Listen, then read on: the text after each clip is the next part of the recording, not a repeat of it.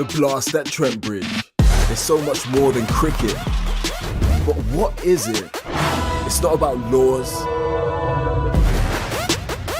It's about high scores. Stumps uprooted. The tunes. The roars. Forget the history. We make the history. It's not about afternoon tea. That's a bit of me.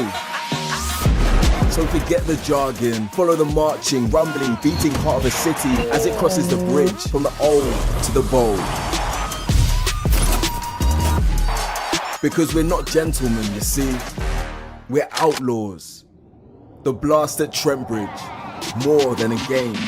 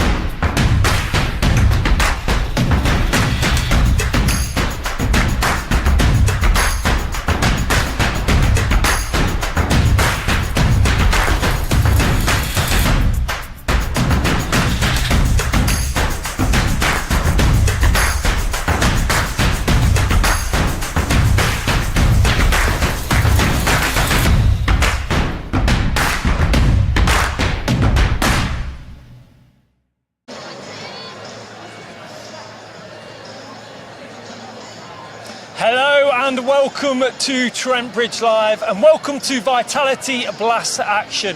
Yes, it's a very important 3 days here at Trent Bridge as there's 2 games and the Outlaws need 1 victory for qualification to the quarterfinals and 2 victories to potentially get that home quarter final. Now I am joined this evening by commercial director, star of Garibaldi Red podcast, Friends to the Stars, Mr. Michael Temple. How are we, Temps? Yeah, well, look, I hope I can live up to that introduction because I've never quite had my tyres pumped like that before. But yeah, excited. Look, we've got first use of a fresh pitch and a seam attack here that could do a lot of damage if they hit their straps. Like I just mentioned, it's an important couple of games here for the Outlaws. 1 win guarantees us into that quarter-final. Just from your point of view as commercial director, being around the club for many years, just how important is it for the Outlaws to get that quarter-final? Yeah, look, I'm not thinking commercially tonight. You can't help but go into fan mode on occasions like this. Friday night, more than 10,000 people in at Trent Bridge. Ollie Stone making his debut. Imad Wasim in there. So much to be excited about. So yeah, I'll put that hat to one side for a second and just hopefully will the Outlaws to a win. I know there's been a lot of chat about the quality of this side, but we're so close to qualification now, and we've seen in the past that this is a team that you can never write off. Indeed. Just to let you know, the toss has obviously taken place between the two captains. We've had a bit of rain, but we are due to start on time. The Bears won that toss and they've elected to have a bowl, so we'll be batting first. Just your initial thoughts on that, potentially why they might have chose that bit of weather? Yeah, they'll want to take wickets in the power play and put us under pressure from the off. Our mission is to score as we do. We've got some very aggressive players at the top of the order, so they'll play their shots. If we don't succumb to early wickets, they can kick on as we kick on and get somewhere towards that magic figure of 200. So we heard Stephen Mullaney at the toss there. I don't think he'll be daunted being inserted in conditions that he knows so much better than the opposition. So no problem for me. Outlaws have no problem setting a target, and let's back them to do well tonight. Indeed. Well, let's inform you of the Outlaw selected 11 for this fixture against Birmingham Bears.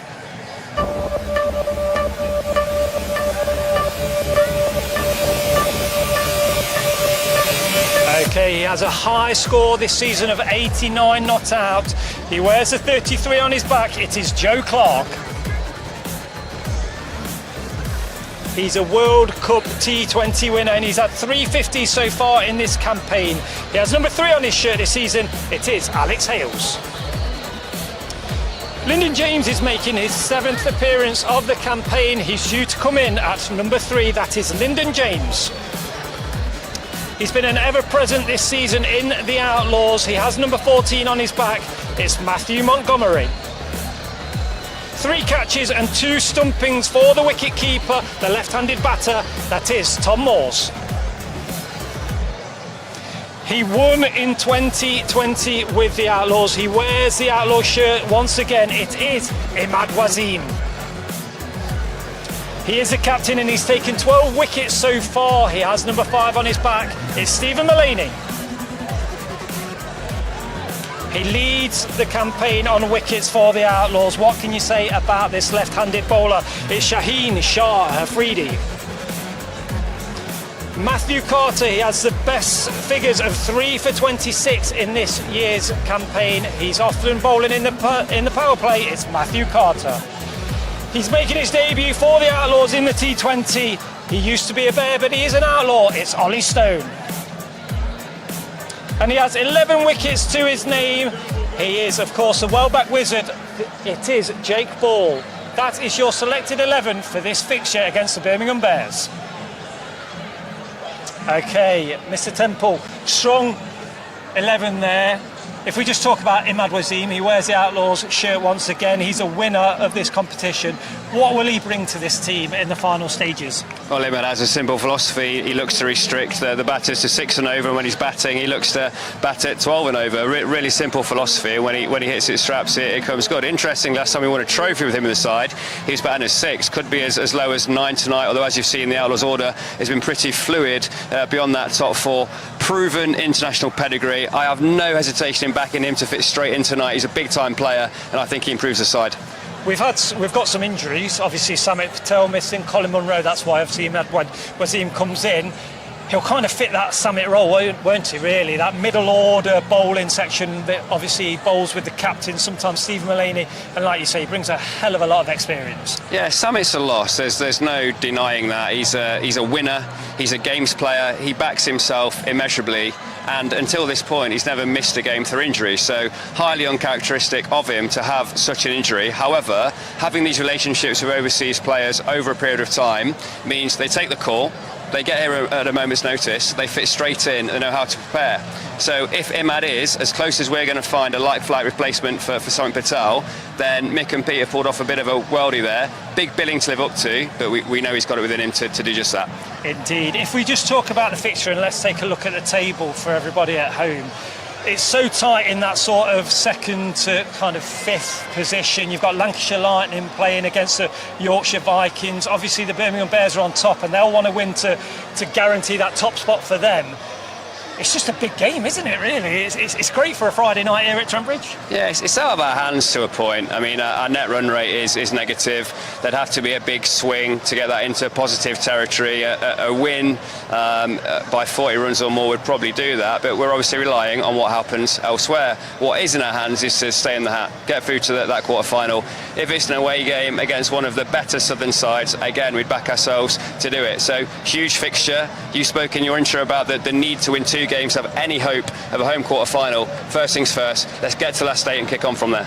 That's what Peter Moores will be saying to the lads, and Stephen Mulaney. Plenty of experience between the two. Is let's concentrate on tonight. Let's make sure we do the job. Obviously here, Friday night, a big crowd, as you've already mentioned. Let's make sure we do job one, and that is winning this game against the Birmingham Bears, who have had a good campaign so far.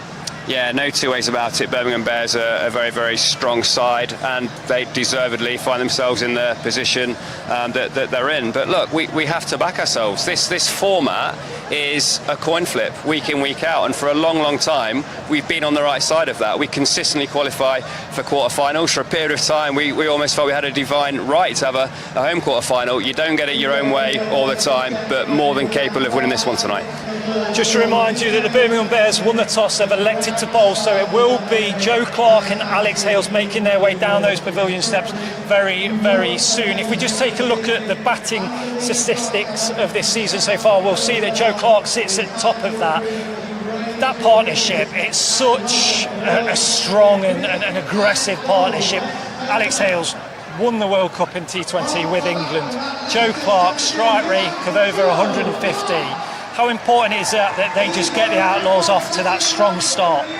Yeah, look, who would you want instead of Clarkey and Baz at the top of the order? Just that relentless aggression. And look, we've missed Ben Duckett this year. There's no two ways about that. And the games that we've dominated has been because of Hales or Clark getting a bit of a score. While they're together, the away team are under serious pressure. I don't think there's two better in the business in terms of being consistent in a format in which it's really, really hard to do so. Relentless boundary hitters, so much power. They know the dimensions at Trent Bridge better than anybody else. And yeah, for time and time again, they've been important cogs of Outlaws wins. You mentioned earlier the figure of 200. It seems that with every game that's played, the target gets higher and higher and higher. The one thing that you mentioned as well, Temps, is fluidity in that lineup, in that batting lineup. Obviously, you've got left-handers, right-handers, and the batting depth is there, isn't it? It's really set for us to set a target and then defend that with the bowlers. Yeah, lots of playing. You look at a player like Matthew Montgomery, who is in many respects a classic red ball player. If we need to rotate the strike, go at 6 and over, dare I say, do a rebuilding job at some point, he's definitely the man for that. But plan A is relentless aggression. That's what you're going to see from Alex Hales and Joe Clark. They're going to try and put the bowlers under early pressure, relentlessly hit sixes, and make them change, make them deviate from plan A, plan B, get them to plan D and continue to bully them. That's the mantra here. It has been for a long time. We're lucky to have the squad that we've got. Yes, 1 or 2 results this year haven't quite gone our way, but 2 weeks to finals, so I'd love to be there. Wouldn't we all? I mean, I'm just getting a little bit excited here. They're about 30 seconds away from the start of play. The crowd's building. We're just excited, aren't we, Temps? Go on and put a figure on it. What do you reckon the Outlaws will set? Well, look, it is bowler-friendly conditions tonight, no doubt about that. We've got some cloud cover, slightly damp outfield. Could the ball get wet? Will that play into our hands? I think we might get the better of the conditions here. The floodlights are coming into play. Hopefully scoreboard pressure can win this one for us. So I think 180 will be a par score tonight. If we can get anywhere there or thereabouts, we'll look to defend it. So much pace in our attack. If they can hit their straps and make inroads in the Birmingham batting power play, it could be ours to the taking. So yeah, I'm back in a 180 par and Outlaws win. Lovely. It's been great to have you on the live stream. It's now time to hand you over to your BBC commentary team, and that is, of course, led by the one and only Dave Bracegirdle.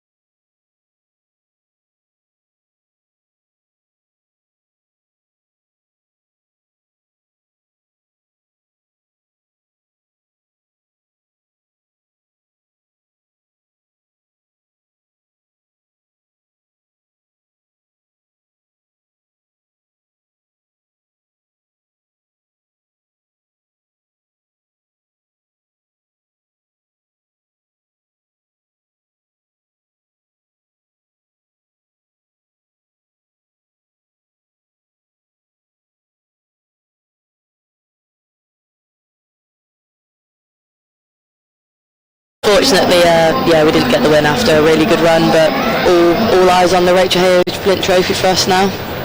And all eyes on what's going on in front of us. The players have made their way out to the middle. The Notts openers, Alex Hales and Joe Clark. Hales, definitely, I think fair to say, is going through a trot. His last 3 innings, 0, 5 and 0. He's had 3 ducks in this year's competition. Got 3 half centuries back to back right at the start of the competition, including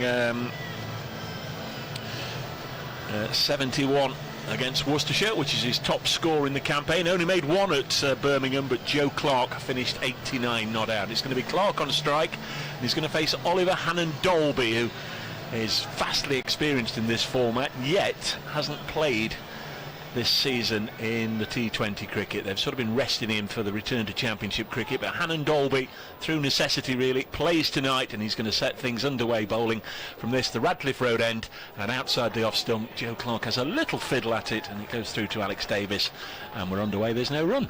Yeah, good to see Hannon-Dolby back in the T20 side. I was speaking to you about it earlier, Dave, wasn't I? I just think he's such a skillful bowler. He's got so many change-ups, and he can get the ball to move in the air, which could actually be the case today. Overcast conditions could suit Hannon-Dolby. Big tall fella. The Bears predominantly in well, it's blue and yellow. If you see the back of the Bears shirts, it's virtually all yellow. The front is more dominated by blue. Dark trousers. Hannon-Dolby into Joe Clark, beats him again outside the off stump. It goes through to Alex Davis. That's a really good start. So Notts have made 2 changes. Imad Wasim plays for the first time this season, sort of an emergency signing for these 2 games, and will be available for the quarterfinals if and when Notts do get there. The other player that comes in this evening is the former Birmingham Bears player Ollie Stone, who's been out for quite some time with a hamstring injury. It's his first T20 game for Notts. Hannon-Dolby bowls. Clark goes on the ramp, misses it, and it goes through to the keeper. Extra slip's been put in, Gray. Second slip has now slotted in there, and Clark has yet to put bat on ball. Yeah, it's a great start from Hannon-Dolby, as you say, and Clark just looking a little bit unsure. You sense with the second slip coming in, there could be a bit of a movement away from Joe Clark, and 3 dot balls to start. You sense that something's going to happen here. Might be a release shot from Clark, or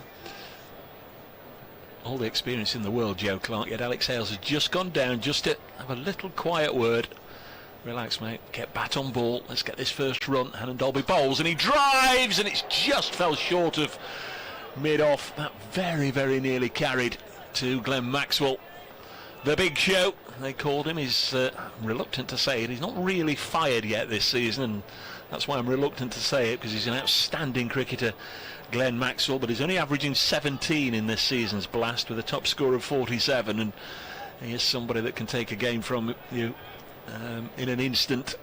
Lots of come on the wrong side of Glenn Maxwell a time or 2 in the past. 4 dots now. Hannon-Dolby into Joe Clark, edged wide of second slip, who just got a hand to it. Dan Mosley, I think that is, and they do get a single. He just palmed it round the post. So the board moves for the first time this evening. Outlaws 1 without loss, and under grey skies they'll be really hoping to put a sizable run on the score on the board. They've only reached 200 once this season, which is very un-Notts like, and that was at Edgbaston against the Bears. So Hales down onto strike. 0-5-0 his last 3 innings. Hannon-Dolby to bowl to Alex Hales, clips this away nice and fine, and that will do Alex Hales the world of good. So he's got off the mark with a boundary, and Notts at the end of that first over, which appeared to be heading in one direction really, ended in not too bad a shape. 5 without loss. no, yeah, especially after his first 3 balls, not to be happy to get a bit of momentum going into the second over. He just seemed to get a little bit straight on that, Hannon-Dolby. He'd held an excellent channel, hadn't he, against Joe Clark, just outside playing and missing Joe Clark, but just got too straight there, and Alex Hales isn't going to miss out on those ones. It's going to be Hassan Ali to bowl the second over from the pavilion end. Nice little moment for Birmingham Bears, Warwickshire supporters, half an hour or so before the toss, when Hassan Ali was presented with his county cap. They really like him at Edgbaston. He's done particularly well this season, his first year with the Bears, and we saw him here a couple of weeks back in the last county championship match at Trent Bridge. Bowls with plenty of flamboyance and plenty of pace as well. 32 years of age, and he's just brought that one back to Joe Clark, and he struck Joe Clark amidships, and Clark is down. Will he beat the count of 10 here, Grace? I'm not sure he will. He might be out for the count. He's just getting back to his feet. Yeah, he's reluctantly back up his knees. As you say, bowls a bit of pace, Ali, and it's probably not what you want first ball, as he just walks the square leg, just gives himself a minute to compose himself again. That's a different scenario. A couple of weeks ago, Joe Clark battered throughout the final day, making 229 not out. Hassan Ali couldn't get the better of him then. Down the leg side, this one is tickled away off something, and it is byes. So it wasn't tickled away off anything. It went straight through for byes, and Notts won't mind how it comes. 9 without loss. It's interesting that's been given byes, though, because it looked like it was down the leg side, didn't it? I mean, Alex Davis diving to his left. There's been quite a few instances in this season's group matches where balls down the leg side haven't been given as wide. Hassan Ali is in, and Clark leaves this alone, actually. Lets it go through to Alex Davis, who now skippers the Bears. Moeen Ali, in his first year at Edgbaston, came in from Worcestershire to captain the Bears in this competition. He lost the 3 matches that he skippered, and then of course whisked away on a text by Ben Stokes, and off he went into the sunset to pick up a blister and a front row seat at the Lord's Test match. Hassan Ali in. Down the track comes Clark, tries to drive it past Ali, and he makes a good stop. So Alex Davis only signed a year ago, or before the 2022 season, from Lancashire, has now got the reins. He's the skipper in the white ball side for Birmingham Bears. He's got his opening partner Rob Yates alongside him. Chris Benjamin at short third. There's Hassan Ali in once more, bowls, and again Joe Clark's tried to pull it away, and again he's been struck. This is an uncomfortable start in every sense by Joe Clark. Alex Hales only faced 1 ball and he's hit it for 4. Joe Clark has been struck more times than he's struck the ball right now. Yeah, he just looks like he's struggling a bit, doesn't he? His timing seems a bit off. He's been hit a couple of times. I mean, we all know Joe Clark's very capable of scoring runs, so it wouldn't be a surprise to see him snap out of it and go the other way here and just go ultra aggressive. But 7 dot balls in the first 2 overs so far for Warwickshire, so they'll be very happy with that. Clark went into this game 397 runs in this season's competition, averaging 36. Final ball of the second over, 9 without loss. Bowls now, and again down the leg side, and again it's going to be 4 somethings. In fact, it's going to be 5. It's going to be 5 wides. Is called this time. So little ill-disciplined from Hassan Ali, and our umpire for this one at the pavilion end, Surrey Shanmugam. At square leg we've got James Middlebrook, and this is going to be at least a 7 ball over. Notts have got a Pakistan quick who also is not averse to bowling a 7 ball over at the start of an innings. Pakistan dominated game, this one, really, with Notts having Afridi and now Imad Wasim, and Hassan Ali opening the bowling here for the Bears. Next delivery is on its way, and Clark sees this one thud into the thigh pad, and that means he's going to... Oh, well, Joe Clark has run too far. In fact, they are going to get the overthrow now.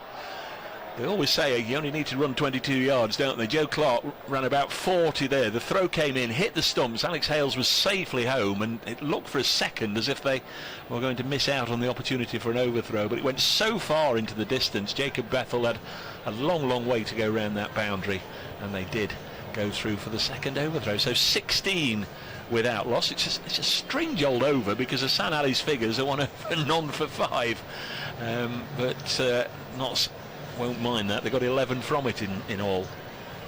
Yeah, just a little bit sloppy from Warwickshire at the end there, wasn't it? They'd kept the pressure on really well. Both the bowlers have bowled really good lines and just let themselves down with 1 delivery, but be a change bowl, and it will be Henry Brooks. He's been one of the more expensive bowlers for Warwickshire this year in the Blast. He's averaging, that would be very good. His economy's at 10.8, so you wonder if these two, Joe Clark and Alex Hales, might try and take on Brooks here. Not sure what James Middlebrook is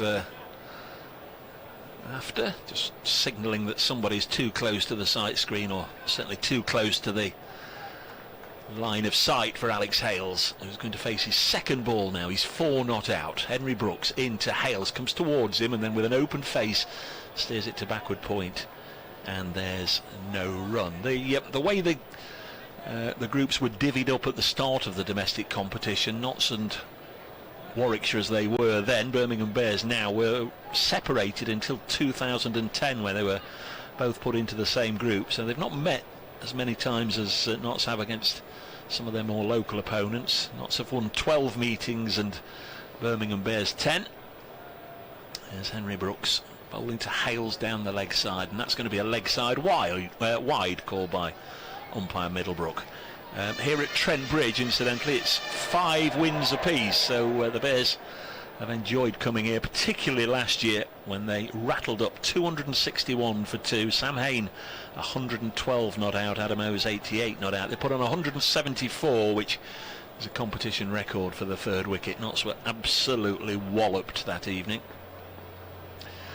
Be hoping for better tonight as Brooks bowls. Hales, not Hain, Hales dabs this to backward point, and there's no run. Of course, I suppose the most famous meeting, the one we should mostly look back on with great fondness, was the 2017 meeting, which was actually the final at Edgbaston, when Notts won the Blast competition for the first time, getting the better of the Bears, with Samit Patel the man of the match.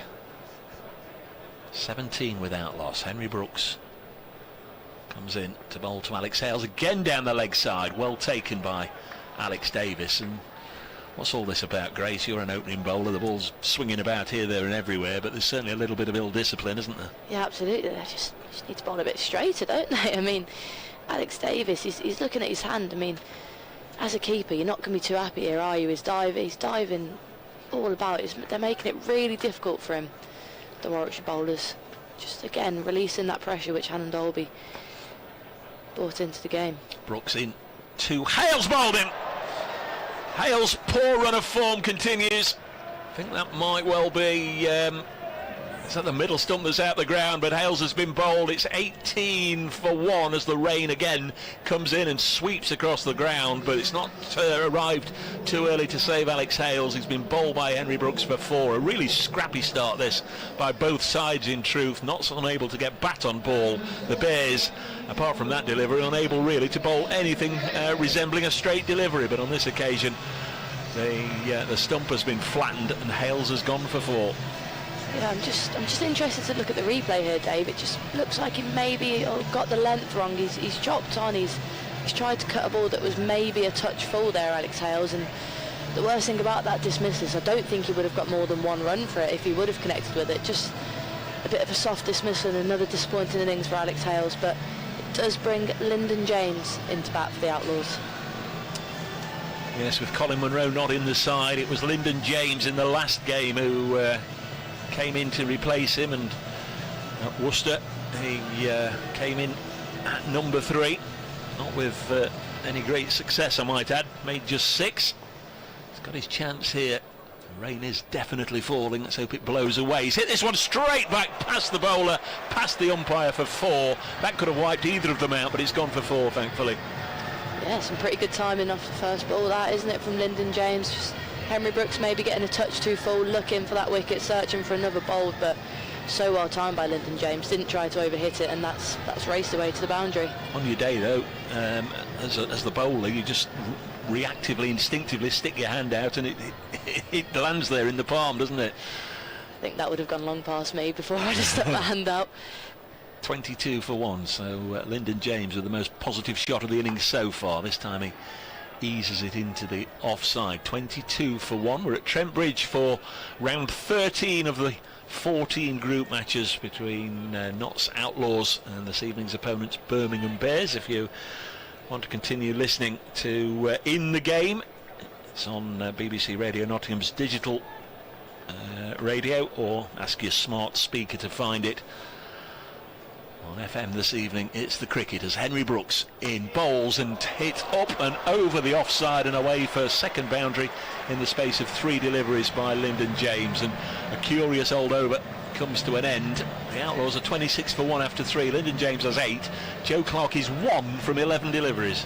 Yeah, just another great time shot by Lyndon James. Isn't looking to overhit it, just chip that one over the covers, and with no protection out in front of the bat, it's just raced away for 4. And another slightly expensive over for Henry Brooks, as he has been with the campaign, but he did get that big wicket of Alex Hales, so I think Warwickshire will take it, but 26 for 1 after 3 overs, Outlaws. Sam Alley's going to get the 4th over. Birmingham Bears are mentioned without a couple of their really important players. Sam Hain picked up a hamstring injury in the championship match here. Not returned to form or to fitness yet, as Hassan Ali bowls to Joe Clark. Works this through mid-wicket. Should be at least a couple. And they've got 2. Good bit of fielding out there. And they come back for 3. And that'll please Joe Clark. Moves on to 4. 29 for 1. The other player missing is Danny Briggs, the slow left-arm spinner, who's also picked up a knock. And for about the last 2 or 3 years, Danny Briggs first, Samit Patel second, have just sort of gone miles clear in terms of the number of T20 wickets taken in this country. And Briggs has always been about 7 or 8 clear of Samit, who just can't close in on him, as Hassan Ali is in and worked into the offside, no run. And this would have been, of course, the ideal opportunity perhaps for Samit Patel to maybe catch up and overtake Danny Briggs, but wouldn't you know it, the first time Danny Briggs has picked up an injury, and Samit Patel is missing his first cricket in 11 years as well. It's quite extraordinary. 29 for 1. Yeah, Danny Briggs missing out with that hamstring injuries. As you say, takes a lot of wickets. Second for Warwickshire in the Blast this year, taking 14 wickets, and Samit Patel 3 behind for the Outlaws with 11. 29 for 1. I think that rain has just blown away. Hassan Ali bowls, and Lyndon James can't do anything about that. Can't get this away. Lyndon's played 6 matches, top score 20. He didn't have too many opportunities to impress, coming in at 6 or 7 in the first 5 matches of the competition, and then he missed half a dozen before returning, as I say, in the last match at New Road. Crowd not full, but it's a decent crowd. I'd imagine the authorities are quite pleased. There's been plenty of rain around in the last 2 or 3 hours. Might have put 1 or 2 off, as Hassan Ali in again, and Lyndon James will punch this into the offside, fielded by Ed Barnard, former Worcestershire player. Good stop at backward point, and there's no addition to the total. Yeah, Lyndon James, as you say, hasn't made any big scores this season in the Blast, but he's timing it nicely today, isn't it, Dave? Yes, so far looks to be very positive. Got off the mark with 2 boundaries in his last over. He's on 8. 29 for 1. Hassan Ali bowls, and well, an inside edge this time onto his boot, runs out on the offside. And Hassan Ali has got 1 ball left in his second over. Rest of the Bears bowling lineup, well, I would imagine we will see Ed Barnard, the all-rounder, Jake Lintott, the wrist spinner, Dan Mosley bowled his 4 overs of off-spin at Edgbaston. Glenn Maxwell, another off-spinner, so there's lots of opportunities as Lyndon James drives this back past Hassan Ali. In fact, Hassan Ali goes to ground. I think he was trying to stop the ball or maybe get out of the way of the ball, but that was really hit nicely, and it's gone away for 4, and Notts are 33 for 1 after 4. Yeah, just starting to take a bit more control of the innings here, Notts. Lyndon James just coming in. He's not really played any reckless shots at all, has he, Dave? He's just come in, he's played 2 straight past the bowler, 3 straight past the bowler even, and 1 through the covers. It's an impressive start, and if Joe Clark gets going here, finds a bit of timing and form, it could be a decent partnership building here for the Outlaws. And then Dolby's getting another over. Just quickly, you managed to get here to the ground last weekend, the Women's Ashes match. What a great occasion that was. Yeah, it was brilliant and so good to see 2 of my teammates scoring some runs, but shame for England didn't quite get the result we wanted. There's OHD, Oliver Hannon Dolby bowls, and Clark gets this away on the leg side. It'll go for 4. Clark's first boundary. It's not too often in T20 cricket where he'll have opened the batting and has not scored a boundary in the first 4 overs. Now on to 8 from 13 balls faced, but it's not all about the slow start. It's how you finish, isn't it? If he comes good and bats through the innings, we'll quickly have forgotten about this dodgy start that he's had.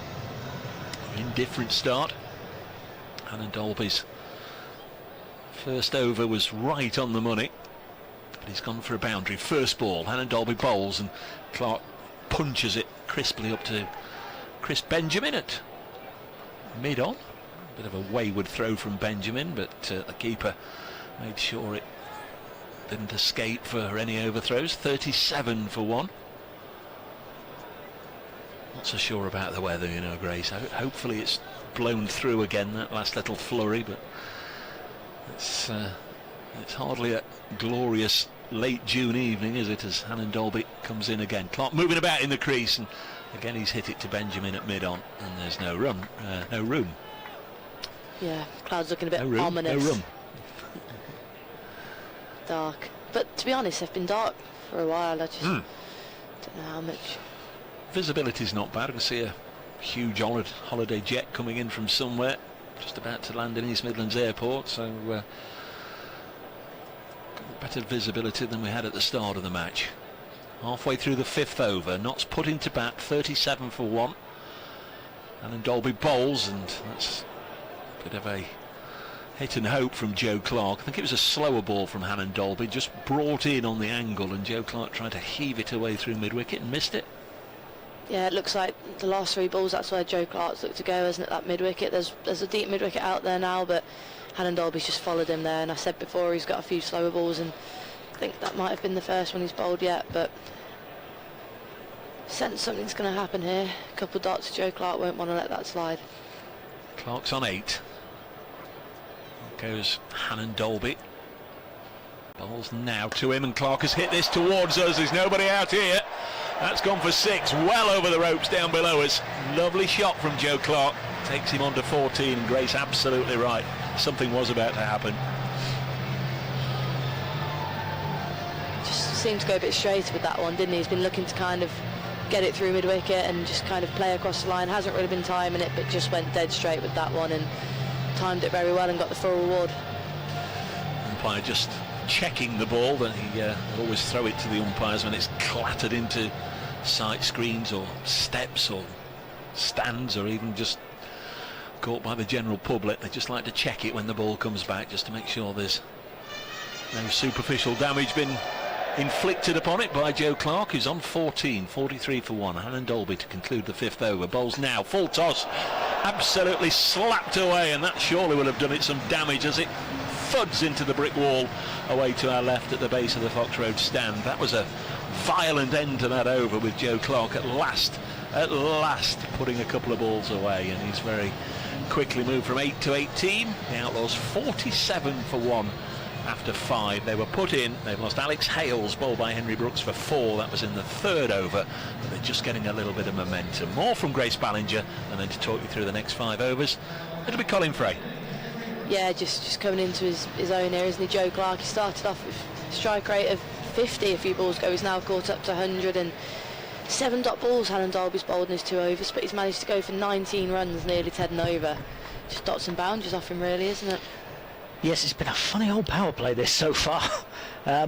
Here is Henry Brooks then from the pavilion end, and Lyndon James just defending this back in the end past the bowler, and they thought about a single but decided against, and so that is another dot ball.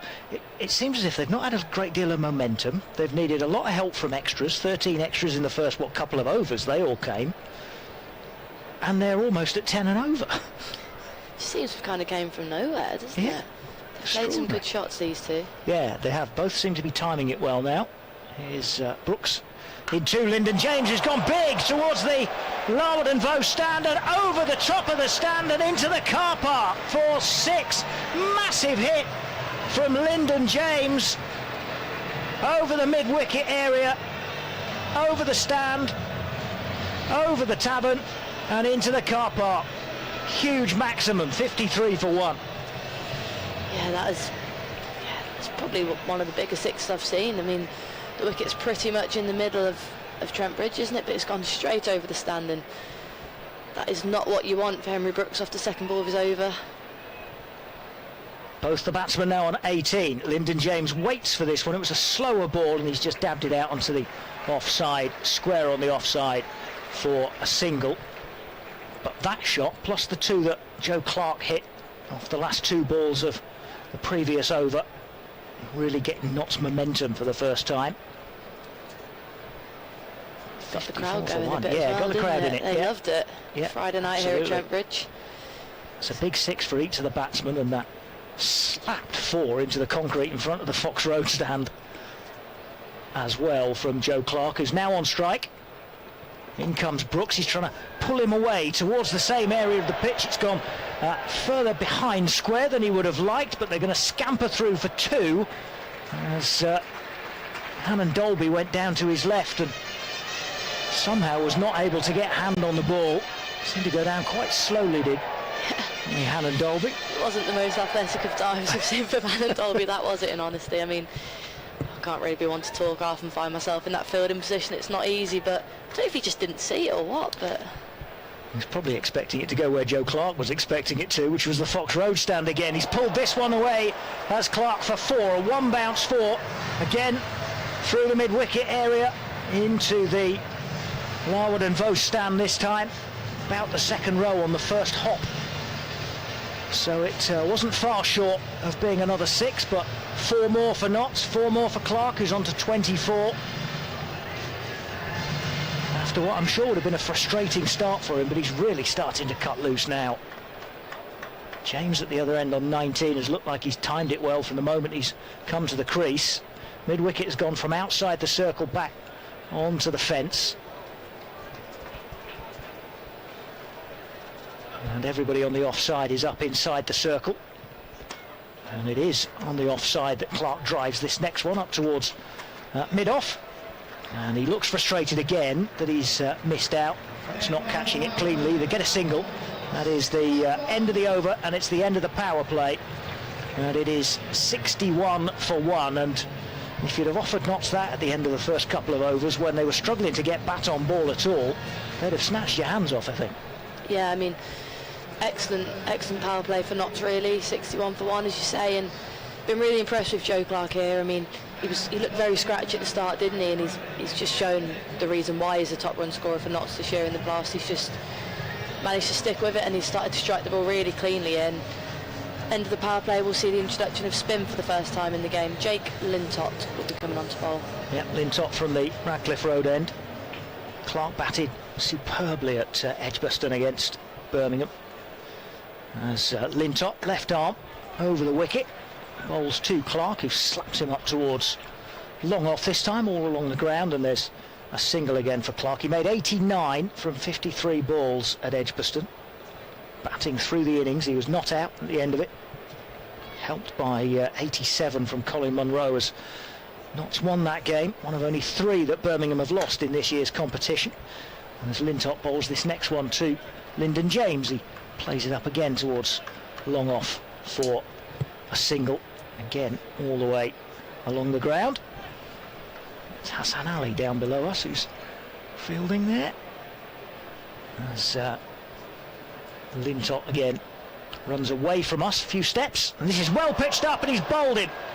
Clark is gone, tried to get out to the pitch of it, but he was just done maybe by the flight, and Clark is bowled. Jake Lintott strikes in his first over, and Notts a 63 for 2, and just as he was getting going, Clark is gone for 26. Just as I was bigging him up, he has to go, and he's shaking his head as he walks off the pitch. He'll be disappointed there, Joe Clark. Just felt as if he was just getting going, but I don't know if that just flicked off the pad. No, I don't think it did. It just looked like he just played down the wrong line of it, and you can see as soon as the wicket falls, he's disappointed. Does bring in Matthew Montgomery to the crease. Yep, so Lyndon James and now Matthew Montgomery, just with no Colin Munro in the side, just promoted a place up the order. 63 for 2. Lyndon James is on 20. Joined now by Montgomery, so a pretty inexperienced T20 pairing. Notts will need them just to consolidate for a bit here after the loss of now their top 2, Clark and Hales. Lintott bowls, and Montgomery is beaten, goes through to the wicket keeper. Alex Davis flicks off the bails, but Montgomery in his ground. And it is a dot ball, so Lintop has gone for a single, wicket, dot so far in his first 4 balls. He's in again. There's a reverse sweep here, which is going to get runs for Montgomery. Just the one, just the single, as it's fielded on the rope, having beaten the dive of Hassan Ali. I think he might have just got a hand on it, Hassan Ali, which... Yeah, just took the sting off it, maybe. Might have saved a few runs there, because connected with it quite well, didn't he, Matt Montgomery? We've seen him go to that reverse sweep early, haven't we, often in both red and white ball cricket. Here's Lintop in again, and this is a bit of a leading edge, but he's got away with it. Hassan Ali fields again, down at short third. Shy at the stumps is a bit wayward, but there is backing up being done by Dan Mosley, and that's the end of the over. 65 for 2. It's a very good start from Jake Lintop. A wicket and only 4 off it. Yeah, it's exactly what you want, isn't it, from the first over out the power play. Just changed momentum. Obviously got that massive wicket of Joe Clark, and you always see in that 7th over, Colin, something always happens. People, I don't know if batters go into their shell a little bit after the power play 2 out. They just think, oh, we'll just nerdle it round, we'll just rotate the strike with 4 fielders out now. But what that often results in is actually a wicket, and just not having proper intent. I've seen it in both the men and the women's game. Which means then that the batting side loses the momentum they've got coming out of the power play, and gives a bit of the impetus back. Absolutely, to the fielding team. Dan Mosley is going to come on from the pavilion end. It's a very serious photo, isn't it? Up on the board. It is, isn't it, on the big Mosley screen? Yeah. Really means business. Passport photo, if you've ever seen one. That he's round the wicket and nudged away off his pads by Lyndon James, who has his highest score now in T20 cricket, 22. Total goes on to 66 for 2 on a cloudy night. Just before I started this spell of commentary, I had a quick check of the weather app again, and here's Mosley, and Montgomery has rather mishit this one out into the cover, and there's no run. And it said it was going to be dry, no rain expected for at least the next hour. And that cloud is beginning to gather again, and this is hit harder through the offside by Montgomery. There's a diving stop which just ricochets the ball out of the hands, and they go chasing after it again, and that enables Montgomery to come back for 2. It was Henry Brooks out on the boundary. Good athletic bit of work there, wasn't it? Diving to his left, Henry Brooks, and you just see the groundsman out there by the cover. Yeah, that's always a bad sign, isn't it, when the groundsmen are lurking, because their radars are probably better than the one on my phone. So they probably know a little bit. The next ball is played out and missed by Montgomery. Goes through to Alex Davis behind the stumps, standing up to the spinner. And this next one clipped away off his toes by Montgomery up towards mid-wicket. Again, all along the ground and straight to the fielder, so there's only a single. 69 for 2. 1 ball to come in the 8th over.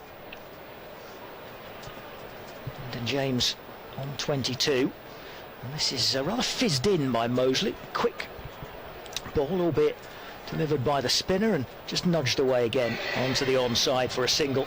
End of the over. 70 for 2. 5 off it. It's another good over, and so far the spinners have done their job for Birmingham. Absolutely, yeah, another good over from Dan Mosley. Seemed to be getting them down at a pretty quick pace for a spinner. I mean, he's been fantastic. Almost a breakthrough year for Dan Mosley. He's been in and around the Warwickshire side for the last few years, but he's really cemented his place, and he's been the top wicket taker with 18 wickets in the blast at an economy of just over 7, and it's pretty impressive stuff for a genuine all-rounder, isn't it? I kind of see why he'd get wickets, because it's very deceptive, isn't it? It does seem to be fired in at the batsman, as this next one is a genuine edge as Lintop continues from the Radcliffe Road end, and a big sweep from Lyndon James.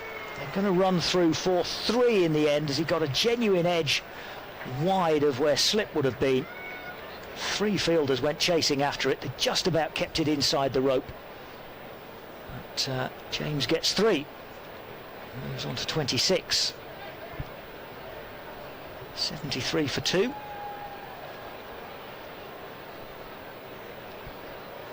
Lintott again now to bowl to Montgomery.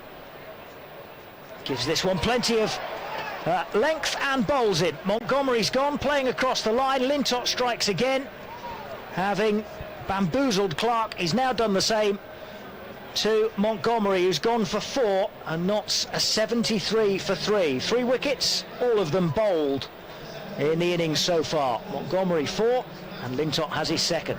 Yeah, just massive change of momentum, isn't it? Straight out the power play, spinners have come on and just taken the pace off the ball, and the Notts players have just struggled to get it away. It just seemed like Matt Montgomery just swept down the wrong line there, as you say, just got a little bit leg side of it and ended up being clean bowled. It's a fantastic start for Lintott, 2 wickets for just 7 runs, and it brings Tom Moores into bat for the Outlaws. And now that, I mean, we're kind of in danger of a bit of repetition, but with every new batsman that comes in, there's more pressure starting to build.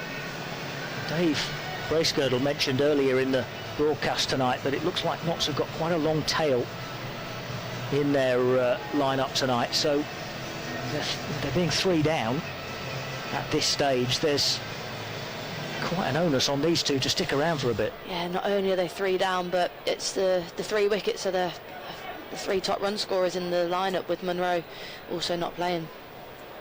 Here's Lintott then to bowl to Tom Moores, left-hander, nudges it off his pads and out onto the onside for a single to get him off the mark. First ball. Lyndon James still going, 26 from 16 balls, including that massive 6 right out of the ground and into the Larwood Bowes car park. This is a full toss which is driven up towards long off, and the fielding's done by Glenn Maxwell, and they just get 1. Cloud still threatening, grey all around Trent Bridge, has been all day. Here's Lintott again. This is edged, but down to a backward point, and a good piece of fielding. Means it's a dot ball, diving away to his right.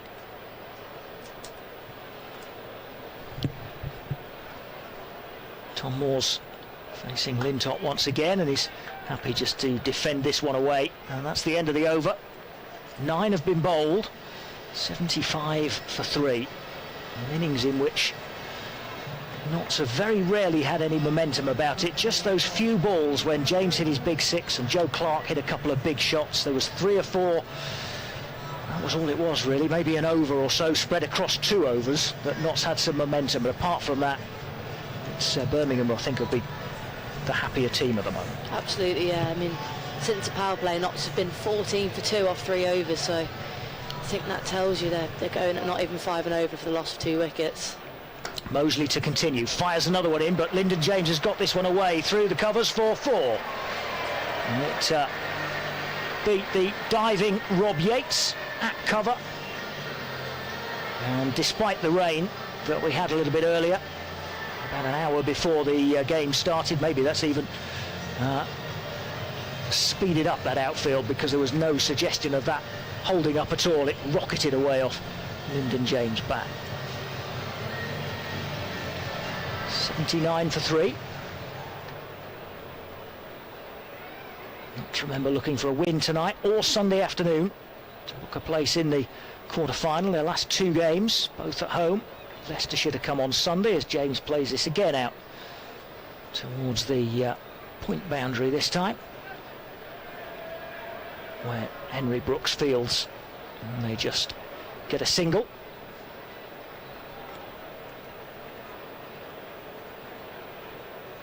Wants to face Dan Mosley. And this is edged again down to Ollie Hannon-Dolby, who's up inside the circle. At 3rd. And it's a dot ball. Mosley in. A bit slower this time, this ball, and turned off his pads by Tom Moores. That's a really good diving stop. Out on the cover boundary by Bethel. That looked as if Moores had just clipped that away nicely through the gap between Bethel and Henry Brooks, guarding that. What for him is the onside boundary. And a very good diving stop from Bethel.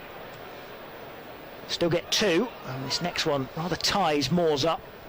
Strangled appeal for LBW from Alex Davis behind the stumps. Dot ball as it just falls in front of the crease. Last ball to come of the 10th over. Mosley 0 for 12 so far from his first 11 balls. Moores on 3, facing him. This is dropped in short, and Moores turns it away. And over a sort of in between deep backward square and fine leg, it goes across the ropes. 4-4. Nice shot. Or did it go all the way? It was very close to the rope. It was 6, was it? Yeah, I missed the umpire's signal. It was 6.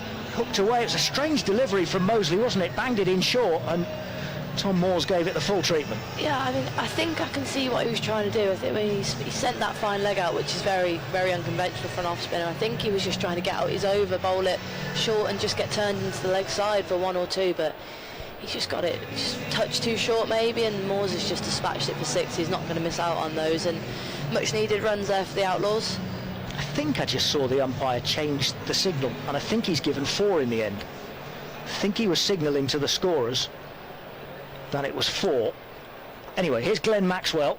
It was very close to the rope, and James plays this one out towards the cover boundary. Ed Barnard does the fielding. They just get a single, and I've outstayed my welcome. With apologies to Dave Bracegirdle, I've nicked a ball off him just over halfway through the innings. Glenn Maxwell to bowl. Here's oh wait, that's a really good time to falter in your run-up, Mr. Maxwell. Well played. Here's Dave Bracegirdle.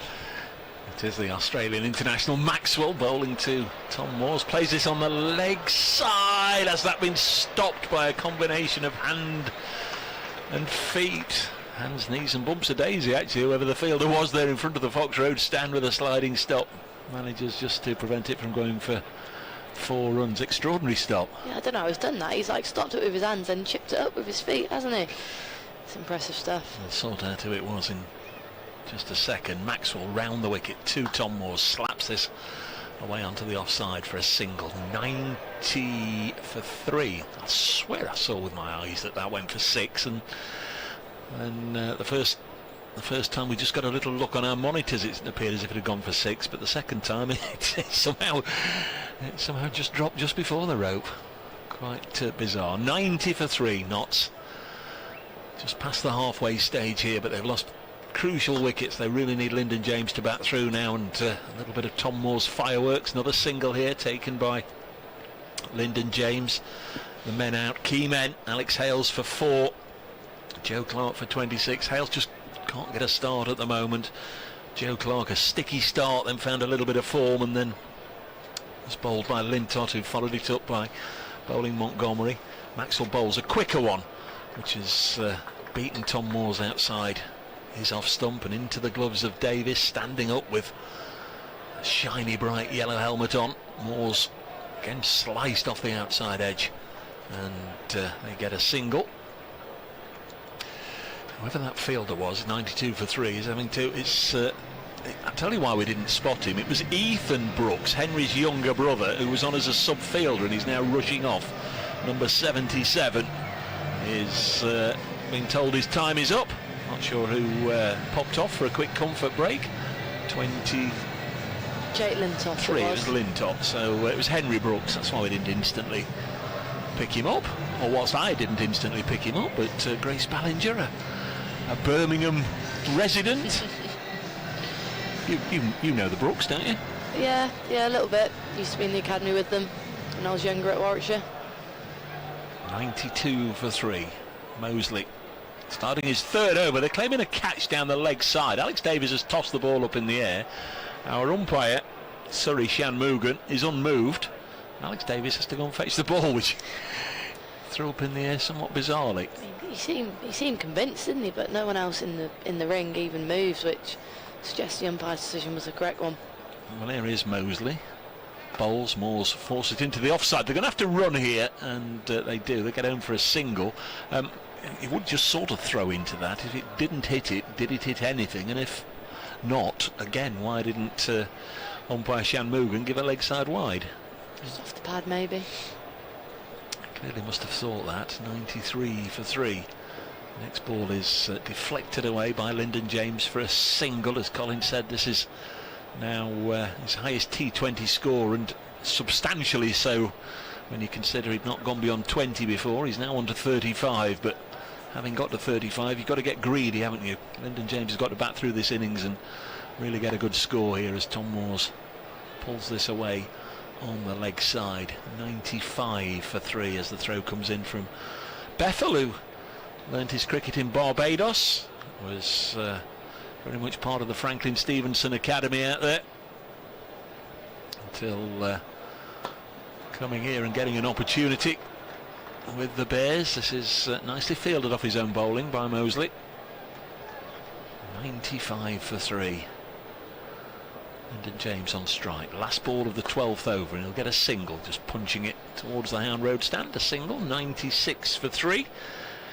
Right now you'd say not really going to be dependent on this pair, and then maybe some punchy hitting from the likes of Mullaney, Imad Wasim and Shaheen Shah Afridi to get top side of 160 against this strong batting lineup. You'd imagine they'd need it, Grace. Yeah, maybe a bit more, to be honest, Dave. It looks pretty good to bat on, and these two have absorbed pressure well. They've faced nearly 4 overs now between them in their partnership, and if they can just stay around for a few hours, it gives the middle to lower order a bit more licence, doesn't it, to just go out and try and up the run rate. But Jake Lintott will be back onto bowl. 2 wickets already, 2 for 9 in fact from his 2 overs. He bowls to Lyndon James, who cuts this out into the offside, and they take a single.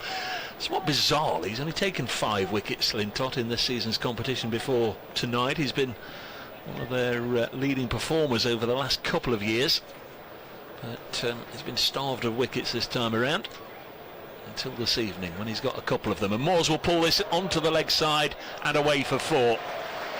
Nicely done by Tom Moores. That takes the Outlaws into 3 figures. 101 for 3. Moores on to 17, and Notts with an all-important boundary. Got to keep getting a boundary and over at least at this stage, haven't you? Absolutely. He found the gap nicely, those 3 of them out there on the leg side. Lintott in again. Moores drives down the ground. Did that deflect off the umpire? I think it did. They are going to come back for 2. All the pace taken out of it. It's not hit the stumps. I don't think it hit the bowler's hand. Yeah, it's hit the umpire. I think he's just apologising, and Jake Lintott's just tapped him on the back there, James Middlebrook. I'm not sure that is Tom Moore's reaction at the other end. +2 to the umpire. +2 to the umpire, indeed. Colin mentioned, we didn't get much time to talk about it, Joe Clark being credited with 89 not out at Edgbaston, when in actual fact he didn't get 89 as Moores plays it into the offside. I won't dwell on it very long, but the last ball of the innings actually went down officially in the scorebook as 2, when in fact he only ran 1, so he finished 88 not out but was given 89 not out. It was all rather bizarre, and it was only noticed, well, Colin and I noticed it, and the BBC commentators in the box next door to us noticed us, and we highlighted it after the game, and they said, well, it's too late now, we can't change it. A single is denied here as Lyndon James tries to chop this out on the offside. It's got all these varieties, Jake Lintott. It's very much a forgotten art, the left arm wrist spinner. Great Garfield sobers this in his armoury. Bowls now, cut away, and should be taken. It is, and Lyndon James has gone, given his wicket away a little bit there, cutting it to backward point, and Lintott celebrates his 3rd, and the Outlaws are 104 for 4, and that was a bit of a shame for Lyndon James. He's gone for 37, having faced 27 balls. That was a nice innings, but in the end he's just offered up a simple catch for Chris Benjamin. Yeah, really disappointing that. It wasn't a particularly good ball from Lintott. It was back for length and there to be hit, in honesty, and Lyndon James, who's been timing it so well, and has really been the anchor role in this Notts innings. Has just let himself down there, and it will bring Stephen Mullaney, very experienced, into the attack. But it's a shame to see Lyndon James go there, Dave. Very much so. 4 fours and a 6, faced 27 balls. Lyndon James 104 for 4. As captain makes his way out to the middle. It's another one who's not really got going in this year's competition. Stephen Mullaney got a top score of only 31, averaging around about 15, and he scored 122 runs across the competition. Hugely experienced, as Gray says. This is his 185th match in this format, and his 21st against Birmingham Bears. It's a lot of games, that, isn't it? 185 T20s. Yeah. Gosh. It'll be Hannon Dolby back into the attack. This will be his final over. Bowls now, and Moores pulls this away on the leg side.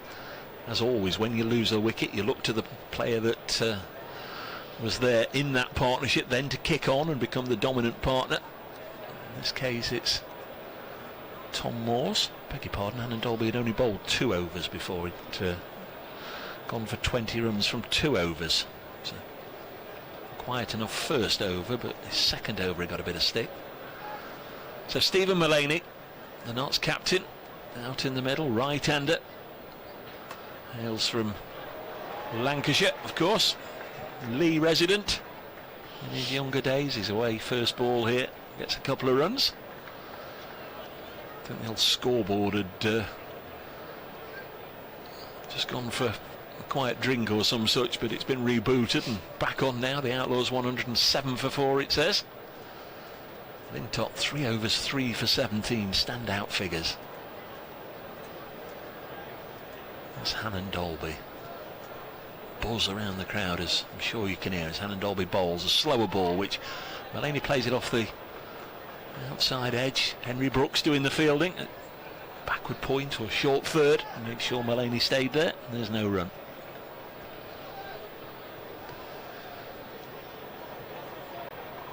Atmosphere not really kicked in yet, has it? We've not had,